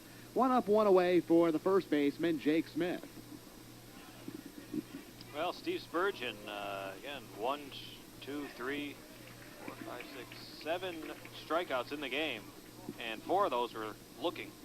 So he's kind of been a torture for these Mainers hitters. Pitch to Jake Smith. Weighs a bunt down the third base line, but foul for strike 1. Found out a little bit earlier, the Maynard All-Stars, who will take part in the All-Star game in Montpelier a week from tonight. It'll be Jeremy Crum, Ryan Crew, and Kevin Slowey, who will go to the game. Just 3 All-Stars this year for the Mainers. Smith 0 for 2 again, a strikeout, and he's also hit into a 1-6-3 infield ground ball between the legs of the pitcher, but Eli Orge, the shortstop, fields it behind the second base bag. And again, the throw to first in time, 2 up, 2 away for the third baseman, Andre Enriquez, who's 2 for 2 today with a pair of singles through the hole on the left side. That was a hard-hit roller. I mean, no bouncing action. That thing just went zoom right up there to second base bag, and not much Spurgeon can do about that, not much reaction time. 3-1. Torrington leads it, bottom of the 7th. 2 outs and nobody on for the Mainers. 702 on hand at Goodall Park. The pitch to Enriquez. Breaking ball down the middle, strike 1. Nobody in the Mainers bullpen. There's a lefty now throwing in the Torrington bullpen. Torrington does not give up a lot of runs, and the fact the Mainers are down 3-1 is not good. Swung on and missed. The count is 0-2. Enriquez is the exception in the Mainers order. He's 2 for 2. He singled to left both times up. Here comes the 0-2 pitch to Enriquez. Fly ball down the right field line, tailing foul. Here comes the right fielder, Cavanaugh. He will not get to it. It lands in foul territory and the count remain at no balls and 2 strikes. Mainers beginning a 3-game homestand tonight. They'll be home again tomorrow night at 7 o'clock against North Adams. Monkey Boy will be here at the ballpark to entertain the fans. And then on Tuesday, it's Halloween night as the Mainers will host the Keene Swamp Bats. All fans wearing a costume get in for a discounted admission on Tuesday night. Pitch is outside, 1-2 on Andre Enriquez. That was the 71st pitch of the game for Spurgeon. He has had 71 pitches now. 1-2 pitch. Laced in the shallow center field. Racing in is the center fielder, Seth Orge. He slides and makes a sliding catch for the 3rd out of the inning. The Mainers go down in order in the bottom of the 7th. We're through 7 full. It's Torrington 3, Sanford 1 on the NECBL Broadcast Network.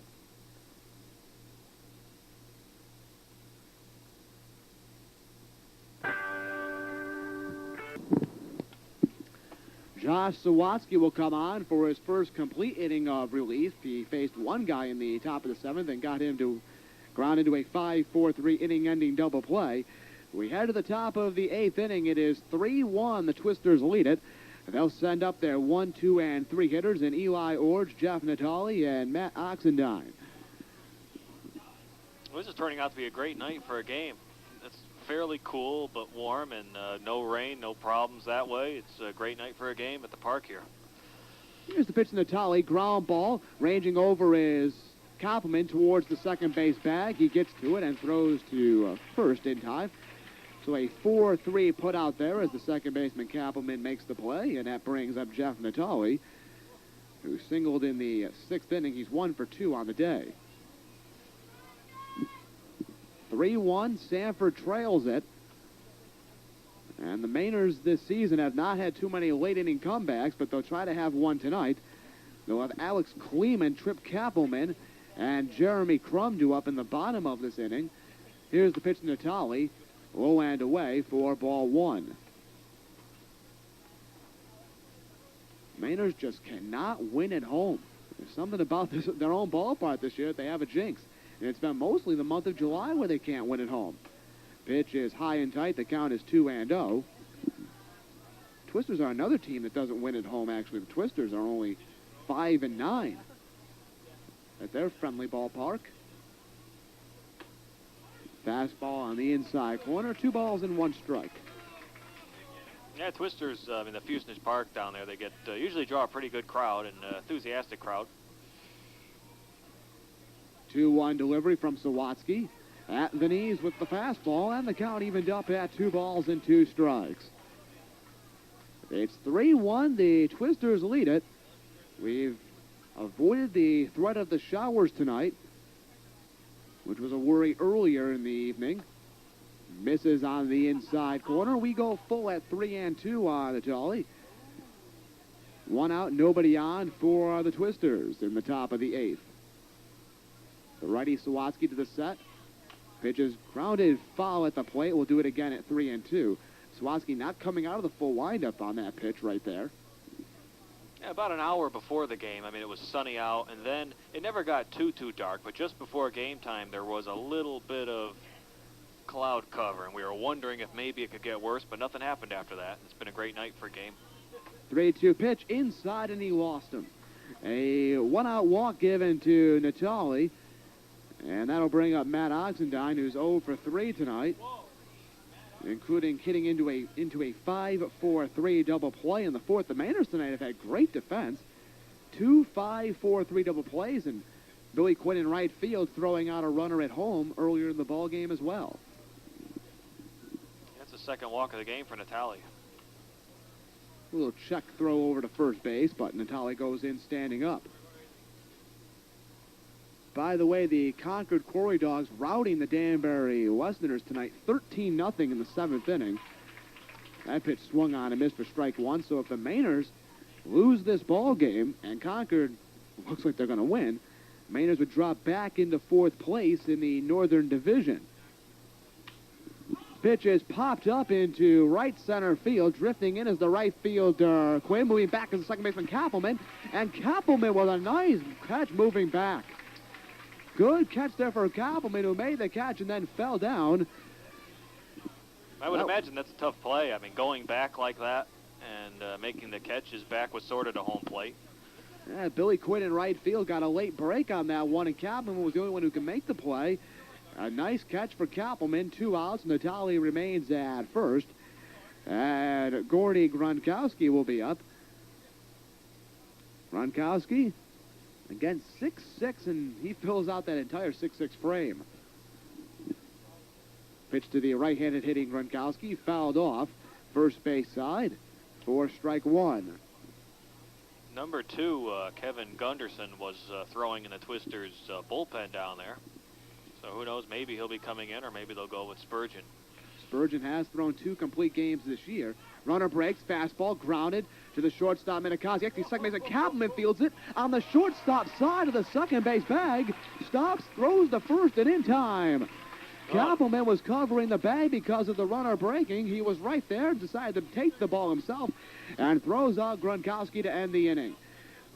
In the top of the 8th for the Twisters, they get no runs. No hits, no errors, 1 man left on. At the end of 7 1/2, it's 3-1 Torrington on the NECBL Broadcast Network. York County's Boys of Summer on the NECBL Broadcast Network. We go to the bottom of the 8th inning. It is 3-1 in favor of the Torrington Twisters. They'll go to the bullpen as the left-hander Kevin Gunderson will come in. Gunderson out of Oregon State, just finished his freshman year there. Gunderson with a 2.75 ERA, 0-1 record. His 10th appearance, 8th out of the bullpen. He has given up 24 hits in 19 2/3 of an inning, and the league's hitting .304 against him, which is pretty high. But he has a 17-9 strikeout-to-walk ratio, and 2 walks, and 2 saves, I should say, on the season. Well, the line on Steve Spurgeon, 72-pitch game for him. He pitched 7 complete innings, gave up 4 hits, 1 run. That 1 run was not earned, and struck out 7 Mainers. The Mainers have due up here in the bottom of the 8th. Alex Kleeman, Trip Kappelman, and Jeremy Crum, but Chris Fournier has a bat for the Mainers, and I think he's going to pinch hit for Alex Kleeman here in the 8th inning, and my guess will be Fournier will go to first base, and Smith in the top of the 9th will move from first to behind the plate. But Fournier will pinch hit here in the 8th inning. Remember, Aaron Izarek started the game, was yanked in the top of the 7th for Alex Kleeman.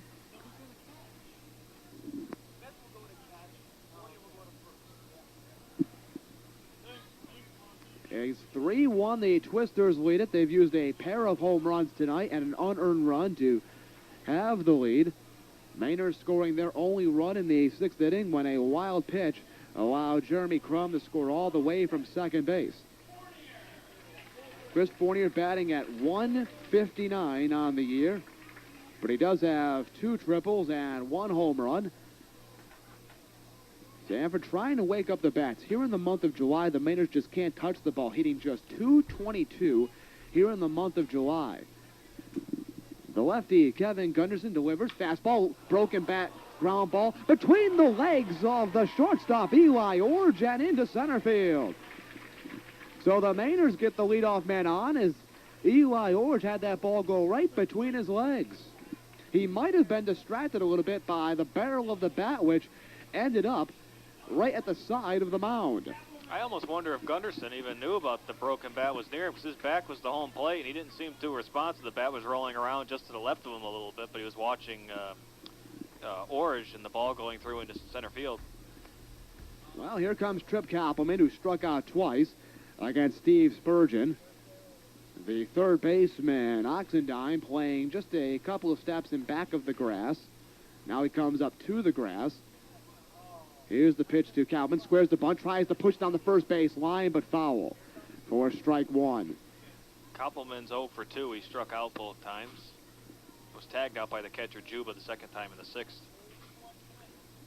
It's all about execution there. The Mainers had a good idea with DeVito, the first baseman, holding on the runner. Koppelman was trying to push bunt there, but you've got to execute. Having the idea is one thing, but you have to execute. Here's the pitch to Koppelman. Squares the bunt again. Pulls back. It is outside, and the count evened up at 1 ball and 1 strike. Runner at first. That's Chris Fournier. Nobody out. Bottom of the 8th. Torrington clinging to a 3-1 lead. On deck for the Mainers is Jeremy Crum.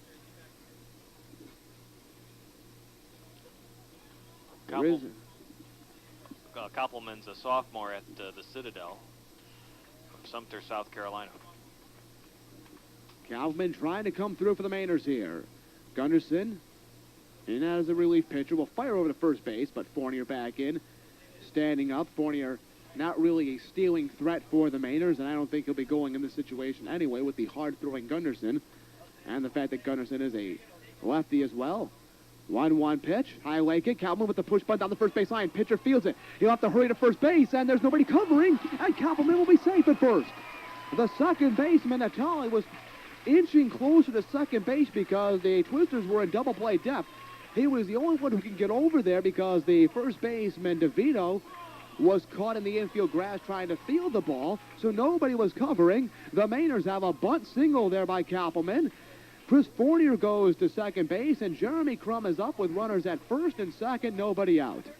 The only thing I could figure is lack of communication there. I mean, Natali had to come all the way over to second base, and I mean, obviously the first baseman, DeVito, would think to come in there and get that, and of course the pitcher went over, so both of them came after that ball, but motoring down there was Koppelman, so what can you do? He was safe. Here's the pitch to Crum. Pulls back on the breaking ball, and it's down the middle, strike 1. Crum trying to lay down that sacrifice to put both runners in scoring position. It's 3-1. Twisters lead it. Bottom of the 8th. Nobody out. Runners at first and second. Here's the 0-1 pitch. Squares the butt. Did he pull back in time? The pitch was outside, and they appeal to the base umpire, Don Hebner, and he says, yes, he did pull back. The count evened up at 1-1. The first and third basemen are charging for the Twisters here. 1-1 pitch, squares the bump, pulls back. It's a breaking ball low. 2-1 is the count. It's been an interesting game in a lot of categories. A good game to watch. There's a nice crowd here at Goodall Park. 2-1 pitch, squares the bunt, push bunt, foul down the third base line. You gotta execute. That's the thing here, and the Mainers did not execute that sacrifice bunt. It will be pulled off of Crum here with the count 2-2. Ideas are one thing, you've got to execute. And instead of laying down the sacrifice bunt, the Mainers are instead going to need a big hit now from Crum. Runners at first and second, nobody out in the count 2-2.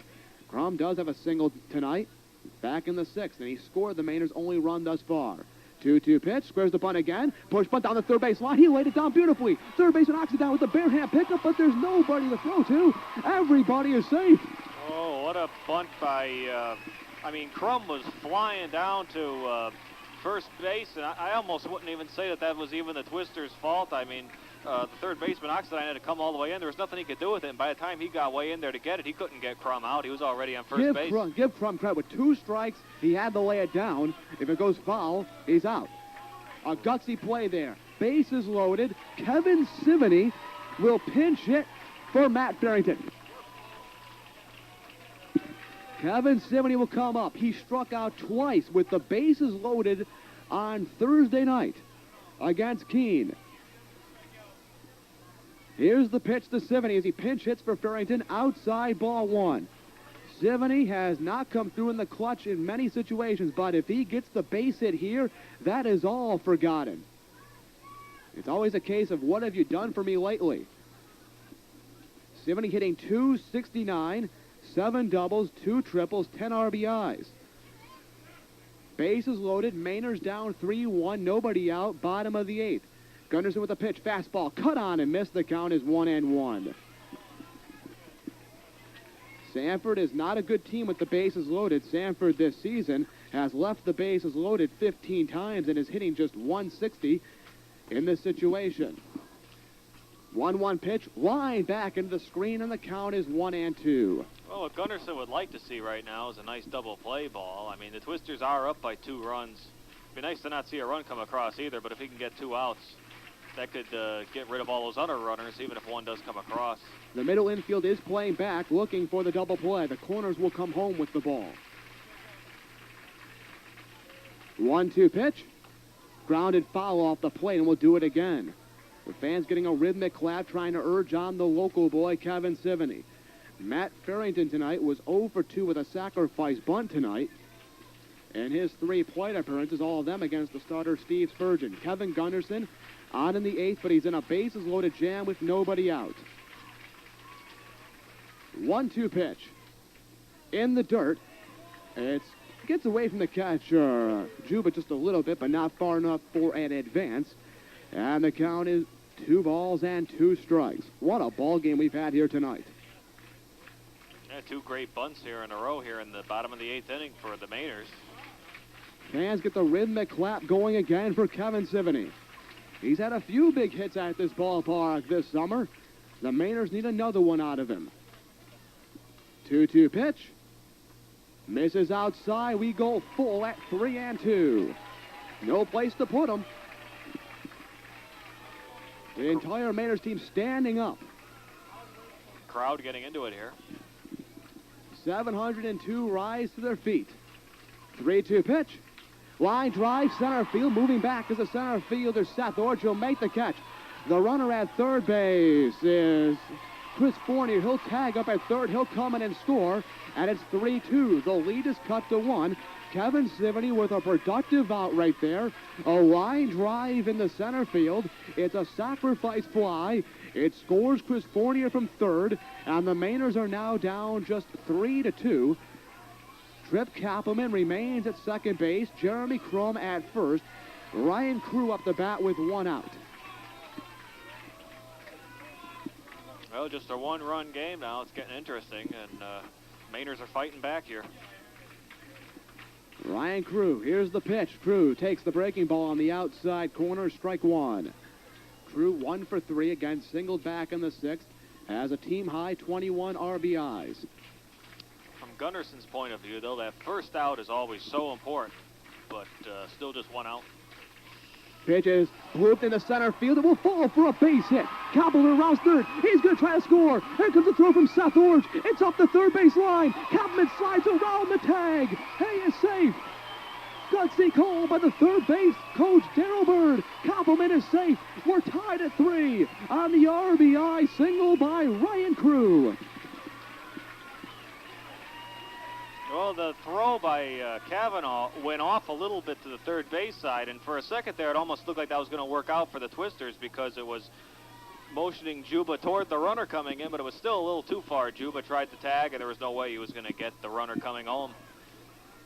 Big RBI single by Ryan Crew. Not the hardest hit ball you've ever seen, but it was perfectly placed in shallow center field. And Kappelman rounded third without any hesitation. Gutsy call by Darrell Bird as he tested the arm of Seth Orge, which proves not to be that strong, at least on that throw. Mainers end up with runners at the corners with 1 out as Jeremy Crum ended up at third base. So runners at the corners, 1 out. We're tied at 3. There's a meeting on the mound here. Have they gone to the bullpen? They're letting this meeting go on forever here. Finally, the home plate umpire, Ed McDonough, comes out. And there was a meeting on the mound by one of the coaches. I can't tell you who it is because he's wearing a jacket. Oh, Daryl Morhart. Oh, thank you very much. And number 21 is throwing down in the bullpen, and that would be Phil Tognetti for the Twisters.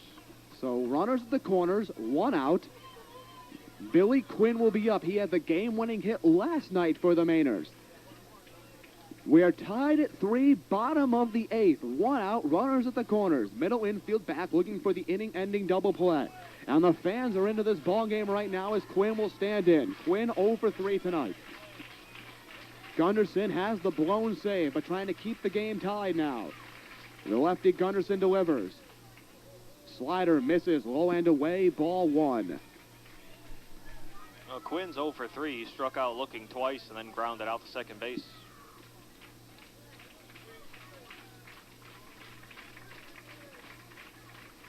Crum is off of third, Crew off of first. Pickoff play back to first, 9 time. Here comes Crum home. The throw home is going to be in time. They threw to first base. Crum took off for home, but very alertly the first baseman, DeVito, fired it home, and he beat Crum by a mile. Sometimes when you gamble a little too much, it doesn't pay off. That was a rocket throw right on the money by DeVito at first base. That zoomed right down there to Juba, and they got him at home plate. So now Crew is at first with 2 outs, and Billy Quinn up the bat. Why would you waste, though, a guy at third base with Quinn, one of your top clutch hitters, up the bat? In some situations, you'd like to see that. The Twisters are a team that seems to make mistakes in key situations. Heck, an error by the shortstop Eli Orr started this whole thing off, but maybe not in this situation. Do you threaten? Do you do that? Pop up in back of first base. Long run for the second baseman. Jeff Natale, as he comes over, makes the catch as he goes towards the right field line, and that ends the inning. But not before the Sanford Mainers tie this game up with 2 runs on 3 hits. There was 1 costly error by the Torrington Twisters and 1 man left on base. We head to the 9th inning, tied at 3 on the NECBL Broadcast Network.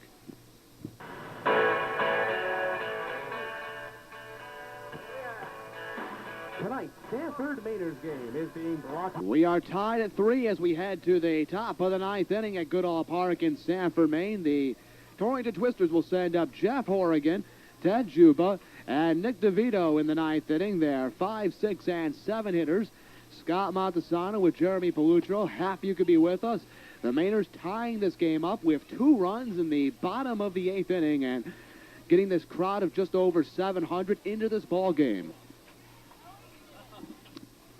Exciting game. The Mainers do have some defensive changes here in the 9th inning. Kevin Sivany, who replaced Matt Farrington as a pinch hitter in the 8th, will come in and now play center field. Chris Fournier, who replaced Alex Kleeman as a pinch hitter, he goes to first base. Jake Smith moves from first behind the plate for the Mainers. Josh Sawatsky on for his second complete inning of relief, and the fastball high on Jeff Horrigan for ball 1. Exciting ball game here tonight.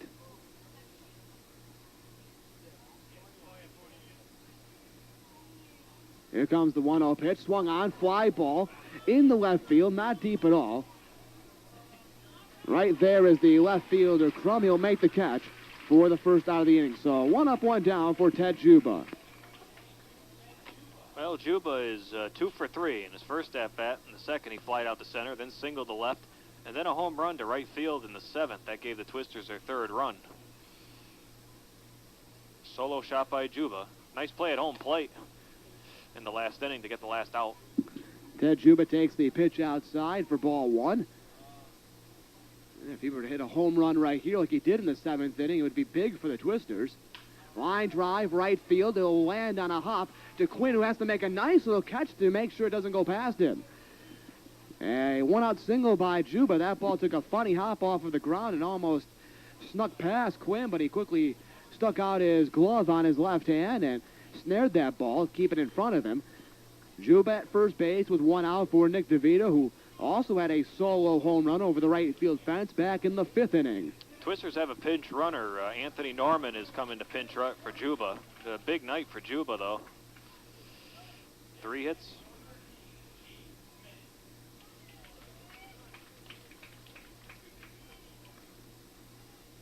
The set is Sawatsky, and the pitch. Fastball swung on and missed for strike 1. 3-3 is our score, top of the 9th inning here at Goodall Park. A big game for both of these ball clubs. Concord was routing Danbury. The Mainers need to win this ball game to stay in 3rd place in the Northern Division. Fastball low, and the count evened up at 1-1. Found out earlier tonight that Ryan Crew, Jeremy Crum, and Kevin Slowey from the Mainers headed to next week's All-Star game. Runner breaks from first base, but before Sawatsky even fired the ball, so Sawatsky steps off. He throws to Kaufman at second. Kaufman will tag out the runner, tag out the pinch runner, which was Anthony Norman, and that's it right there. A 1-4 caught steal.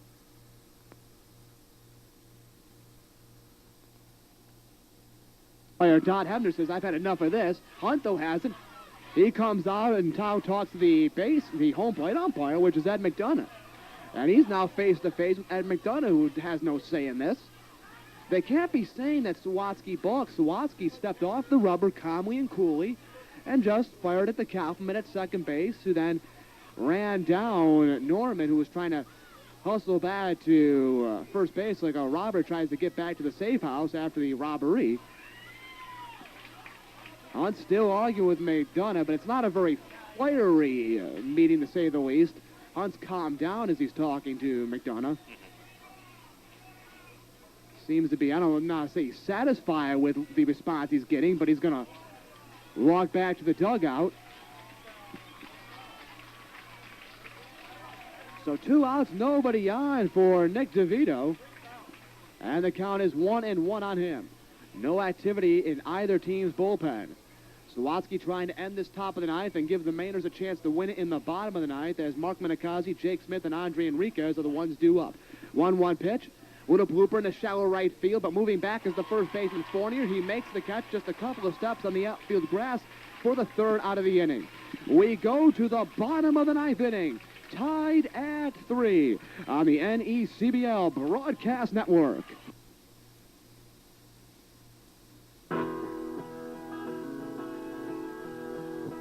Scott Montesano along with Jeremy Pelutro, glad you could be with us. We head to the bottom of the ninth, tied at 3.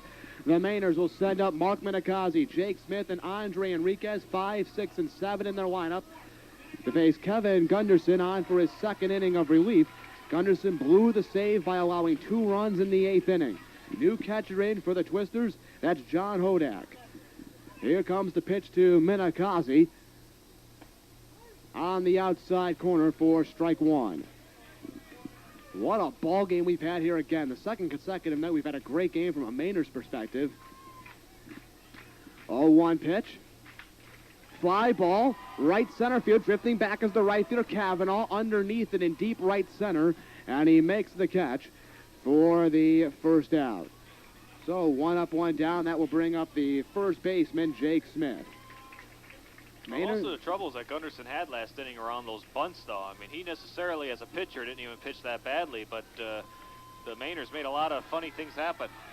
Mainers this season have not had a walk-off win. They'd like to have one here. Here's the pitch to Jake Smith. High chopper, fielded by the third baseman Oxendine. The throw to first in time. So quickly 2 up and 2 away in the bottom of the ninth, and here comes Andre Enriquez. Tied at 3, the Twisters in the 10th inning will send up Brian Cavanaugh, Seth Orge, and Eli Orge. And they're 8, 9, and 1 hitters. Nobody in the Mainers bullpen. So Sawatsky looks like he'll pitch the 10th inning if we go there. Time call at the plate by Andre Enriquez, who tonight is 2 for 3. Almost 3 for 3, but a sliding catch by Seth Orge in center field. Stop that. Breaking ball is down and in on Enriquez for ball 1.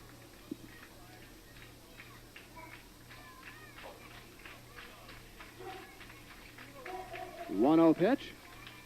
Weak grounder down the first base line. We're going extra inning. Ball's fielded by the first baseman, Nick DeVito. He touches the bag, and that ends it here in the 9th inning. We go to extra innings here for just the 3rd time this season for the Mainers.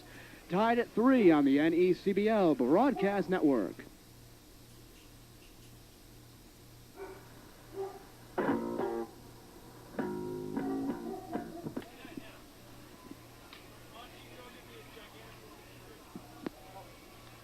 Okay, we had the extra innings here. It's the top of the 10th inning.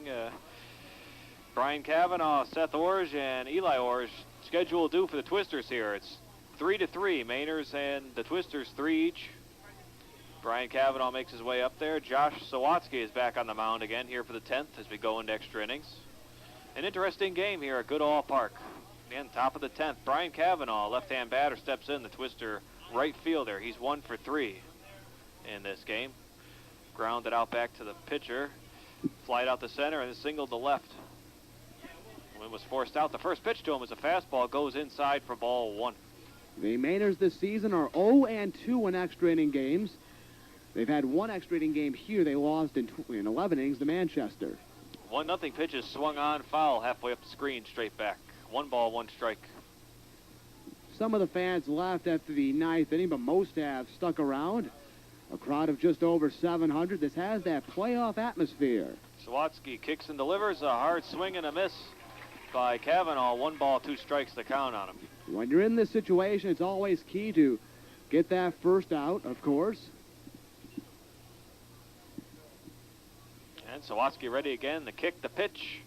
And he did not hold his swing back. A check swing by Cavanaugh, and he's out. That's strike 3. So 1 down here in the 10th.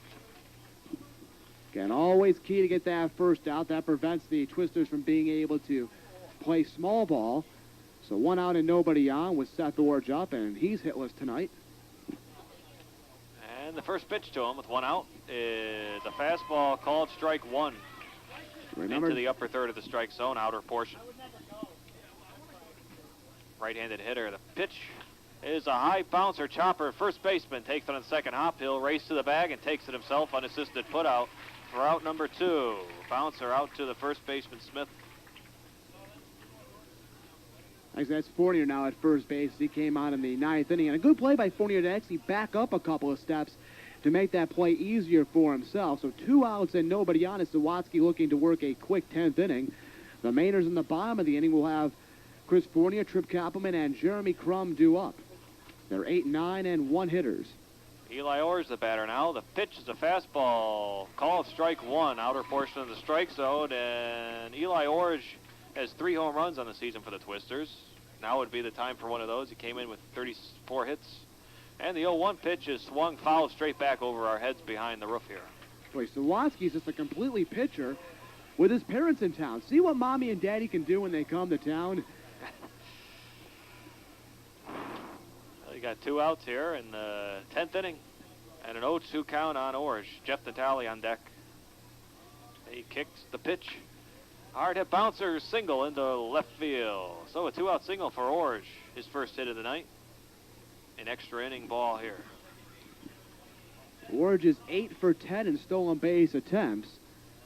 And they may think about sending him. You have 2 outs, and if he gets thrown out, you'd start off the 11th inning with your 2, 3, and 4 hitters up.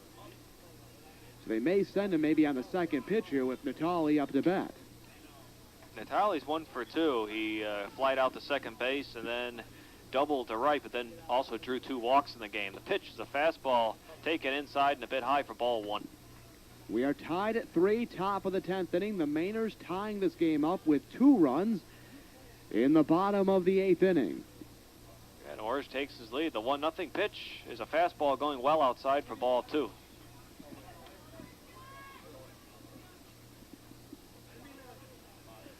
Again, Sawatsky, the right-hander from Niagara, and the 2-0 pitch is taken a bit low for ball 3. 3-0. Sawatsky got the first 2 outs pretty quickly, but struggling to get that last out here. The 2-out single by Orge, and he's in danger now of walking a man to put the potential winning run in scoring position.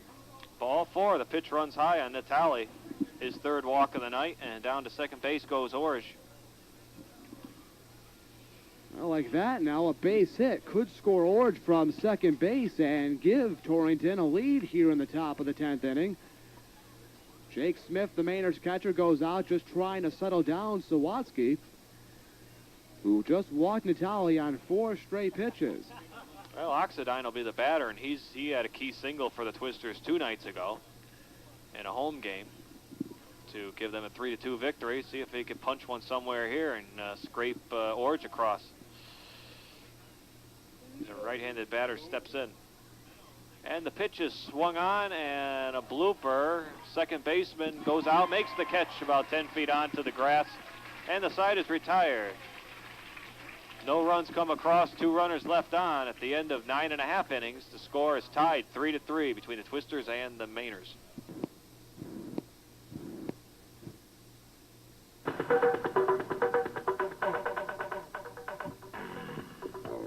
Sanford Mainers Baseball on the NECBL Broadcast Network. 3-3 our score. We head to the bottom of the 10th inning. Scott Montesan with Jeremy Pelutro. Chris Fournier, Trip Koppelman, Jeremy Crum due up for the Mainers. Kevin Gunderson on for his 3rd inning of relief. He blew the save in the 8th inning, allowing 2 runs, one of which was unearned, but pitched a 1-2-3 9th inning. Chris Fournier reached on an error by the shortstop Eli Orge in the 8th inning that started that comeback for the Mainers. Here's the pitch from Gunderson. Outside and low, ball 1. A lot of the fans have stuck around here. The Mainers have yet to win an extra inning game this year. They'd like to snap out of that tonight. 1-0 pitch.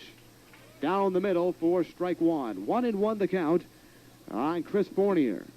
Fournier's 1 for 1, a single to the left. Came across the score.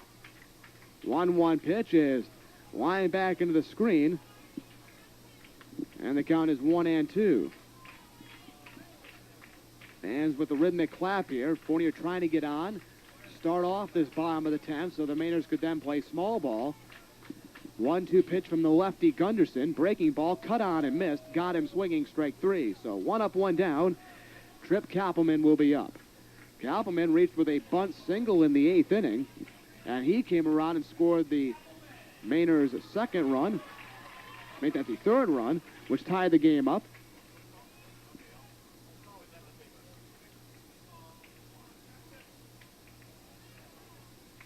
Here comes the pitch to Koppelman.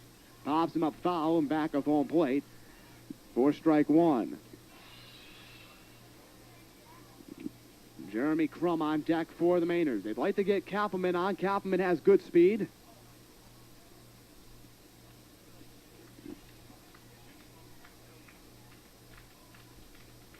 Oh, 1 pitch. Slider that misses low. 1-1 the count on Koppelman with 1 out and nobody on. 3-3 our score. That was the first strikeout for Gunderson in his night of relief here. That one of Fournier moments ago. 1-1 pitch. Chopper to the shortstop. Eli Orge, throw to first in time. 2 down, nobody on. And Jeremy Crum up, and quietly Kevin Gunderson has retired the last 6 batters he has faced since Ryan Crew had his game-tying single in the 8th inning. Jeremy Crum up, bats from the left side, and that short porch in right field, oh, so tempting. Mainers have not had a walk-off home run in 2 years. Here's the pitch to Crum. Misses at the knees, I should say, for strike 1. Oh, those 2 bump base hits by Crum, I mean, they were costly. 0-1 pitch. Crum thought about bunting, pulls back, and the pitch is outside. 1-1 the count. The third baseman, Oxendine, was playing back. If Crum had laid it down, he would have been safe. But pulled back as the pitch was outside. 1-1 pitch. Fastball swung on and missed. And the count goes to 1 ball and 2 strikes on Jeremy Crum, who has 2 hits tonight for the Mainers.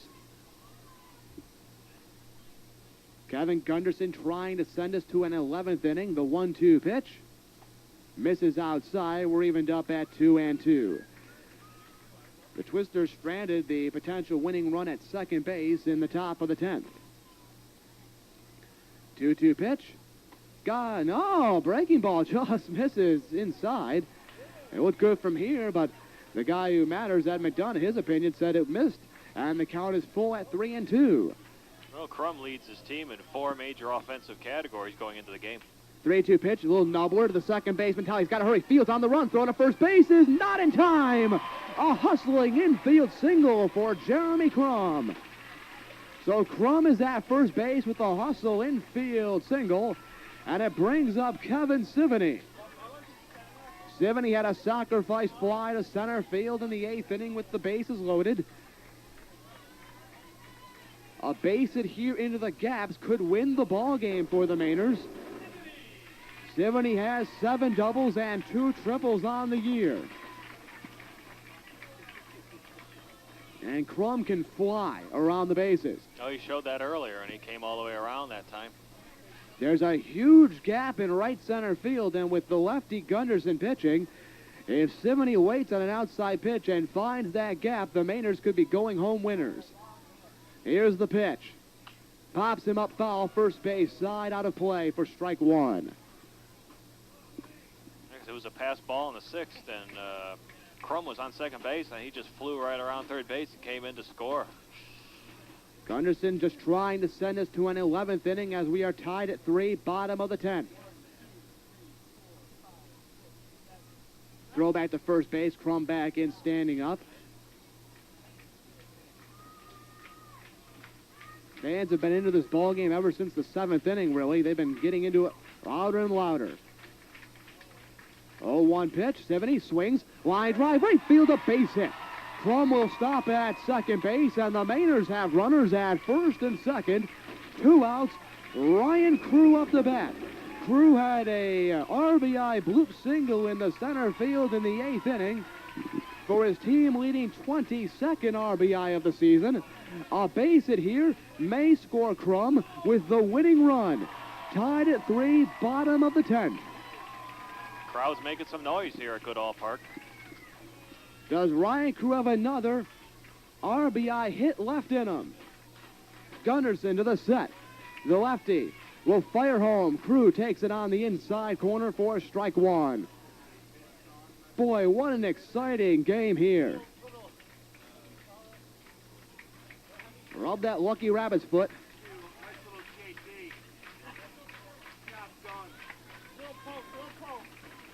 0-1 pitch. Breaking ball wide, right into the mid of the catcher, Kevin Gunderson. Look what I found. All he did was stick his glove up and boom, it was right there. He looked into his glove wide-eyed like a kid on Christmas morning. That was the luckiest play I've seen all season, but you need to be lucky to win ball games. We go to the 11th, tied at 3 on the NECBL Broadcast Network.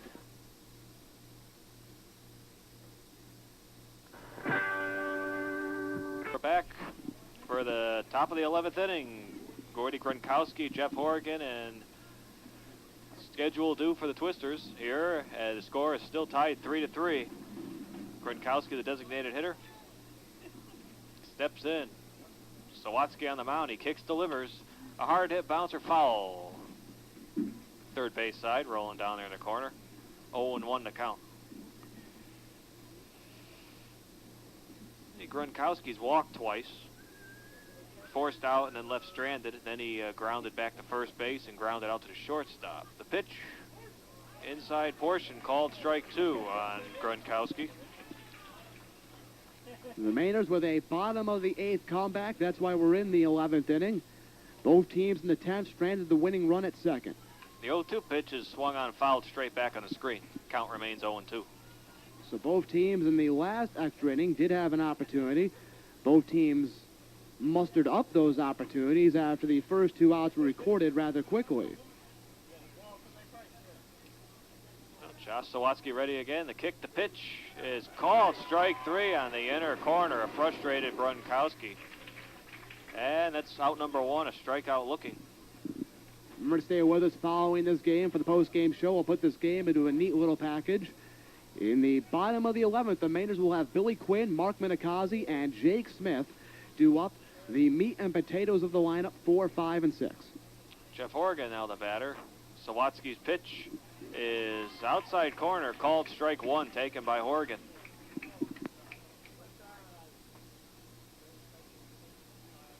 Horrigan reached base on a walk in the 4th, and the pitch is swung on a chopper, high bouncer, picked up on the short hop by Enriquez. The throw down, and they got him.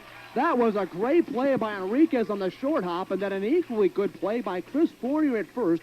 The throw was high and off of the bag to the home plate side of first. Fournier went up, made the glove stab, and then tagged out Horrigan as he passed through. Great play by the corner infielders for the Mainers. 2 outs and nobody on.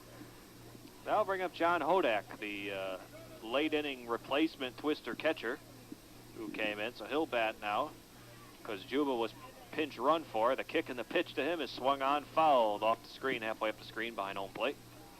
0-1 to count on Hodak. Hodak from North Florida University. He's from Lake Worth, Florida, coming in late in the game here today. Caught yesterday's game, adjusting his batting gloves. He's a right-hand batter, steps in. No ball, 1 strike count with 2 outs here in the 11th. The pitch is called strike 2. Outside portion of fastball by Sawatsky. This is Sawatsky's 4th complete inning of relief. He came on, faced 1 guy in the 7th, and got a ground ball double play. A great outing in relief for Sawatsky. And the 0-2 pitch is swung on, pop foul. First base side going well out of play, out of the park. The Mainers, big winners last night, trying to win back-to-back games here and get on a roll. This team is feeling pretty good about themselves. Meanwhile, Torrington trying to get back on track after a loss last night. They had won 4 straight prior to the loss last night. 0-2 is swung on, a looper right into the glove of the second baseman. On the outfield grass, a couple feet out there, a little looper, and the side is retired, 1-2-3. So no runners get on, and at the end of 10.5 now, it's still a tied score between the Twisters and the Mainers, 3-3. York County's Boys of Summer on the NECBL Broadcast Network. We are tied at 3. We go to the bottom of the 11th here at Goodall Park. Scott Montesano with Jeremy Palutro, Billy Quinn, Mark Menikazi, and Jake Smith, the heart of the Mainers lineup. The GUI Center, 4, 5, and 6. Due up for the Mainers. They'll try to send this crowd home happy. Kevin Gunderson, though, will try to send us to a 12th inning. I have nowhere to go tonight.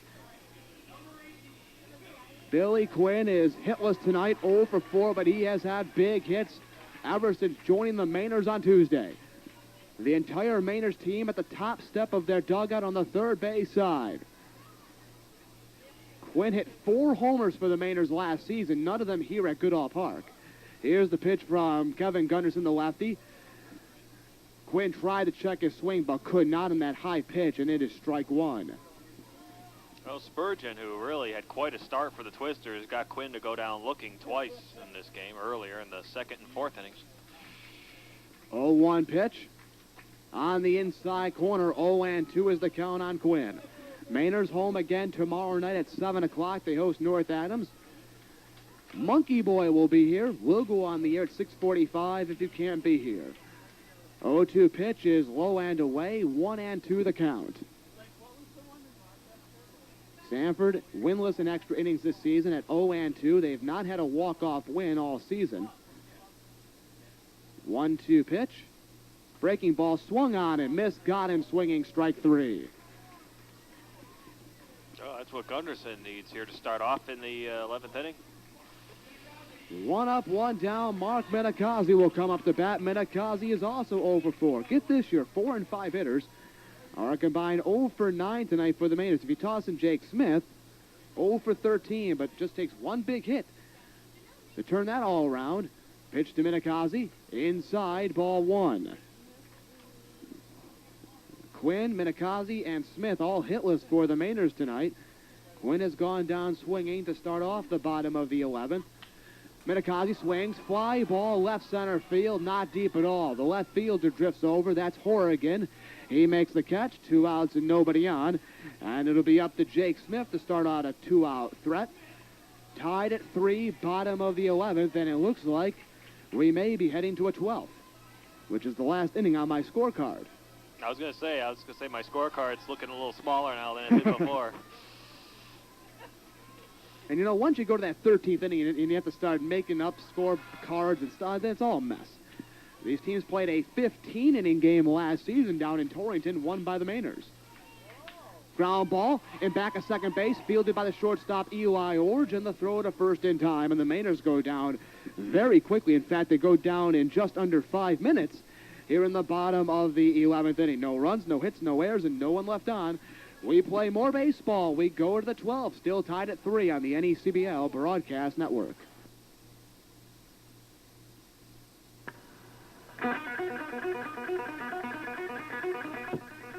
Today's NECBL Broadcast Network's coverage of Mainers baseball. Well, Nick DeVito is the leadoff batter here, number 7 in the order here as we go to the top of the 12th to face Josh Sawatsky, and DeVito had that solo home run back in the 5th, and that was the first of the Twisters' 3 runs in this game. We do have some updates from around the league. We'll go through those for you. Concord defeated Danbury 14-0. Vermont leads North Adams 5-0 in the 6th inning. A couple finals, River Point over Mill City 6-5, and Manchester defeated Berkshire 7-6. And Josh Sawatsky completing his warm-up tosses for the Sanford Mainers. He's been in the game since the 8th inning, coming in relief of Mike Hantz. Well, Nick DeVito approaches the plate now. As I said, a right field home run for him. He's grounded out into a fielder's choice in his first at-bat in the 2nd. Homered in the 5th. Grounded out back to first base in the 7th and flied out to first base in his last at-bat back in the 9th inning. So he'll bat. The kick and the pitch from Sawatsky is a hard swing and a miss by DeVito. Strike 1, 0-1. And we're in the 12th. 3-3. The score is tied between the Twisters and the Mainers. This is Jeremy Palutro along with Scott Mondesano. Left-handed hitter DeVito up there. And the kick and the pitch from Sawatsky is swung on. A well-hit ball into right and diving forward, and he will not get it. It bounces past Quinn, rolls all the way to the wall. DeVito rounding second base. Right fielder up with it. The throw in, cut off, and DeVito will go into third with a stand-up triple. Opposite field triple for DeVito here in the 12th inning, getting things going with nobody out for the Twisters. Quinn went for the dive and came up with nothing. And it results in a triple. You got to credit him for the hustle, but you got to keep the ball in front of you. And with that, the Mainers will have to bring the infield in, which should have been a single, but again, Quinn could not keep it in front of him. And the go-ahead run now stands just 90 feet away for the Twisters. That comes in the form of Brian Cavanaugh, the Twister right fielder, who steps up. DeVito on third. A leadoff triple. A left-handed hitter is Cavanaugh. He's 1 for 4. And Sawatsky's pitch is swung on and fouled straight back on the screen. Well, what the Mainers need now is to find some way to get out of this tough little jam here. The Twisters, with nobody out, have a runner at third and a great opportunity to take the lead here. They've got a righty up in the bullpen. And the infielder's in on the edge of the grass. The 0-1 pitch is swung on and fouled far out of the park into the trees on the third base side. Sawatsky trying to bear down. If he can get the strikeout, that would be huge. And Cavanaugh taps the bat on home plate. He's back up there. Josh Sawatsky on the mound leans in for the sign. DeVito takes his lead. The pitch is popped up middle of the field. A high pop up center fielder getting under it. And he makes the catch as DeVito tags and is going to... No, he's holding up. That throw got in there in a hurry and into the catcher. And back there on third base is DeVito. What a throw by Kevin Sivany. He lined up perfectly and fired it on the air in a line right to the catcher, Jake Smith, and DeVito held up halfway. Big out right there for the Mainers, but they're definitely not out of trouble. The infield has to remain in with 1 out and a runner at third for Seth Orge. Well, Orge is 0 for 4. He's grounded out 3 times, and flied out. He's a right-hand batter, steps up there. Again, 1 out here. Infielders playing way in near the edge of the grass. DeVito on third with a leadoff triple. Time is called. Orge steps out. And catcher Jake Smith will go on, and now here comes the Mainers manager, Scott Brown. The whole infield is going to meet on the mound here just to go over, make sure everyone's all set, everyone's all comfortable. So Kevin Sivany with that great throw from center field keeps this game tied at 3 for the time being. Runner at third base with 1 out. And again, you have the number 9 hitter up for the Twisters. Well, the interesting situations in this game just aren't stopping. A lot of drama in this contest. The Mainers in the bottom of the 12th will have Andre Enriquez, Chris Fournier, and Trip Kappelman. Their 7, 8, and 9 hitters due up. The right-hander that was down in the Twisters bullpen, by the way, has stopped. Kevin Gunderson has thrown, 4 innings of relief. Pitch is a fastball. Lower third of the strike zone, called strike 1 on Seth Orge. Mainers have the infield not only playing at the grass, but a couple of steps in at the grass. Minikazi's 2 steps in at shortstop. Sawatsky sets, and his 0-1 pitch is swung on and missed. That pitch was tailing outside, and Orge swings and misses for strike 2. That was an interesting pitch. And this Twisters team, not the best hitting team in the league, but all they need now is just a little bloop single. That's all they need to bring in that go-ahead run, which could very easily turn out to be the game-winning run. 90 feet away is DeVito. The 0-2 pitch is way outside and low, and that's 1 ball, 2 strike count. Yeah, if Orge can just drop one somewhere, particularly the opposite side of the field, but really just about anywhere, DeVito will score. And the 1-2 pitch is way outside and low again, blocked by the catcher. 2-2 is the pitch. Seth Orge's cousin, Eli Orge, awaits on deck in the leadoff position. Again, it's the 12th inning, top of the 12th, 3-3 the score. And Sawatsky's pitch is bunted back to the mound. DeVito slides in safely. And going down to first is Orge.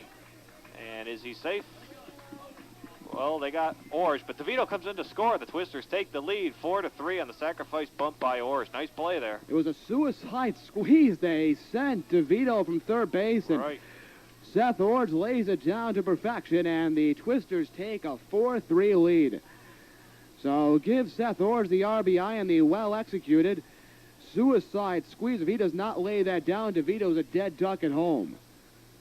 Yeah, DeVito was taken off. And that'll bring up Eli Orge, leadoff hitter with 2 out. Twisters take the lead. We're in the 12th, 4-3 the score now. And the kick, the pitch, fastball well outside, ball 1. And after being 0 for 4, Orge singled to left in his last at-bat in the 10th.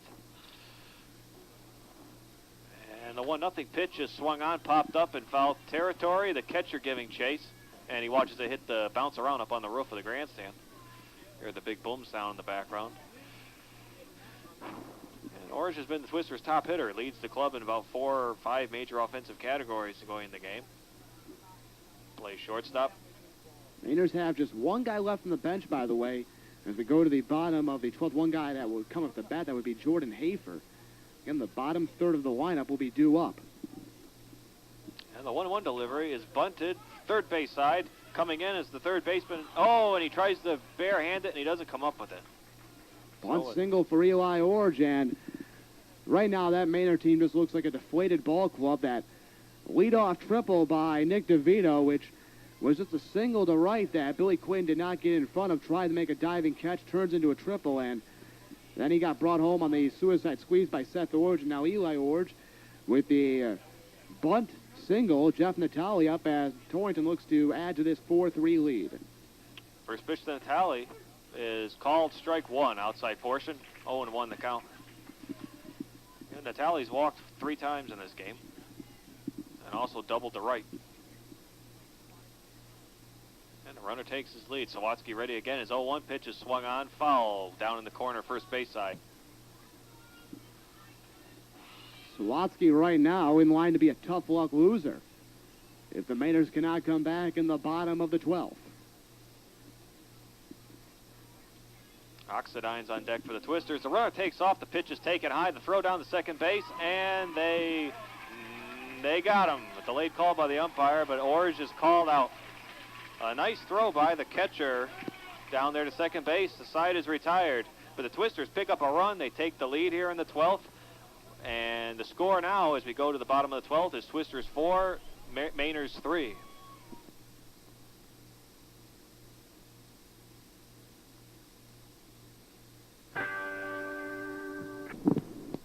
It's 4-3. The Torrington Twisters lead it as we go to the bottom of the 12th. The Mainers will have Andre Enriquez, Chris Fournier, and Trip Koppelman. Their 7, 8, and 9 hitters due up against Kevin Gunderson on for his 5th inning of relief. The Mainers need a run or they lose this ball game. And the Mainers have been stymied by Gunderson since the 8th inning.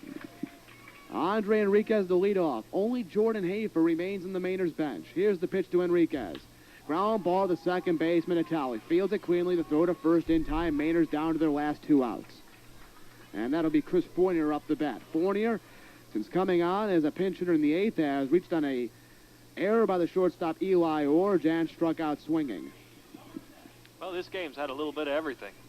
You know, some long ball, a couple of home runs left the park, a couple of good plays. The bunts can make it exciting too when you execute that. Mainers in danger of falling back in the fourth place as Concord's already won tonight over Danbury. Fournier takes the fastball low. Ball 1. And for the most part, good pitching on both sides. Torrington, meanwhile, trying to come on the road and pick up a big extra inning victory. Fournier fouls this pitch off. The count is 1-1. With Trip Kappelman on deck. And this is just a dead ballpark right now, is a feeling of here we go again. Has overcome the franchise. The Mainers 0-2 in extra inning games and have just lacked some big hits and big plays and some bad breaks. Swung on, fly ball into center field. Routine play, but Seth Orge mistimes it, and the ball goes past him. Chris Fournier rounds first, and he'll dive into second base. Seth Orge must have lost the ball, got a late break, then tried to make the dive, missed it. It'll be a double for Chris Fournier, and the Mainers catch a break there. The tying run is at second base. Well, that play in center field looks similar to Quinn earlier in the game on that one that went by DeVito. Well, there you go. The tying runs at second with 1 out, bottom of the 12th. The Mainers are down 4-3. Trev Kappelman is up with Jeremy Crum on deck. Kappelman loves to lay down those bunts. The first baseman, DeVito, is playing way back in the Atlantic Ocean. At third base, Oxendine playing even with the bag. Here's the pitch. Kappelman swings. Line drive in the left field, but right at the left fielder. Horrigan makes the catch. The Mainers down to their final out. It is Jeremy Crum. Well, both teams are lined up in front of both dugouts. It looks like a ceremony. Tie, make that, it's 4-3 Torrington, bottom of the 12th. The tying run is at second base.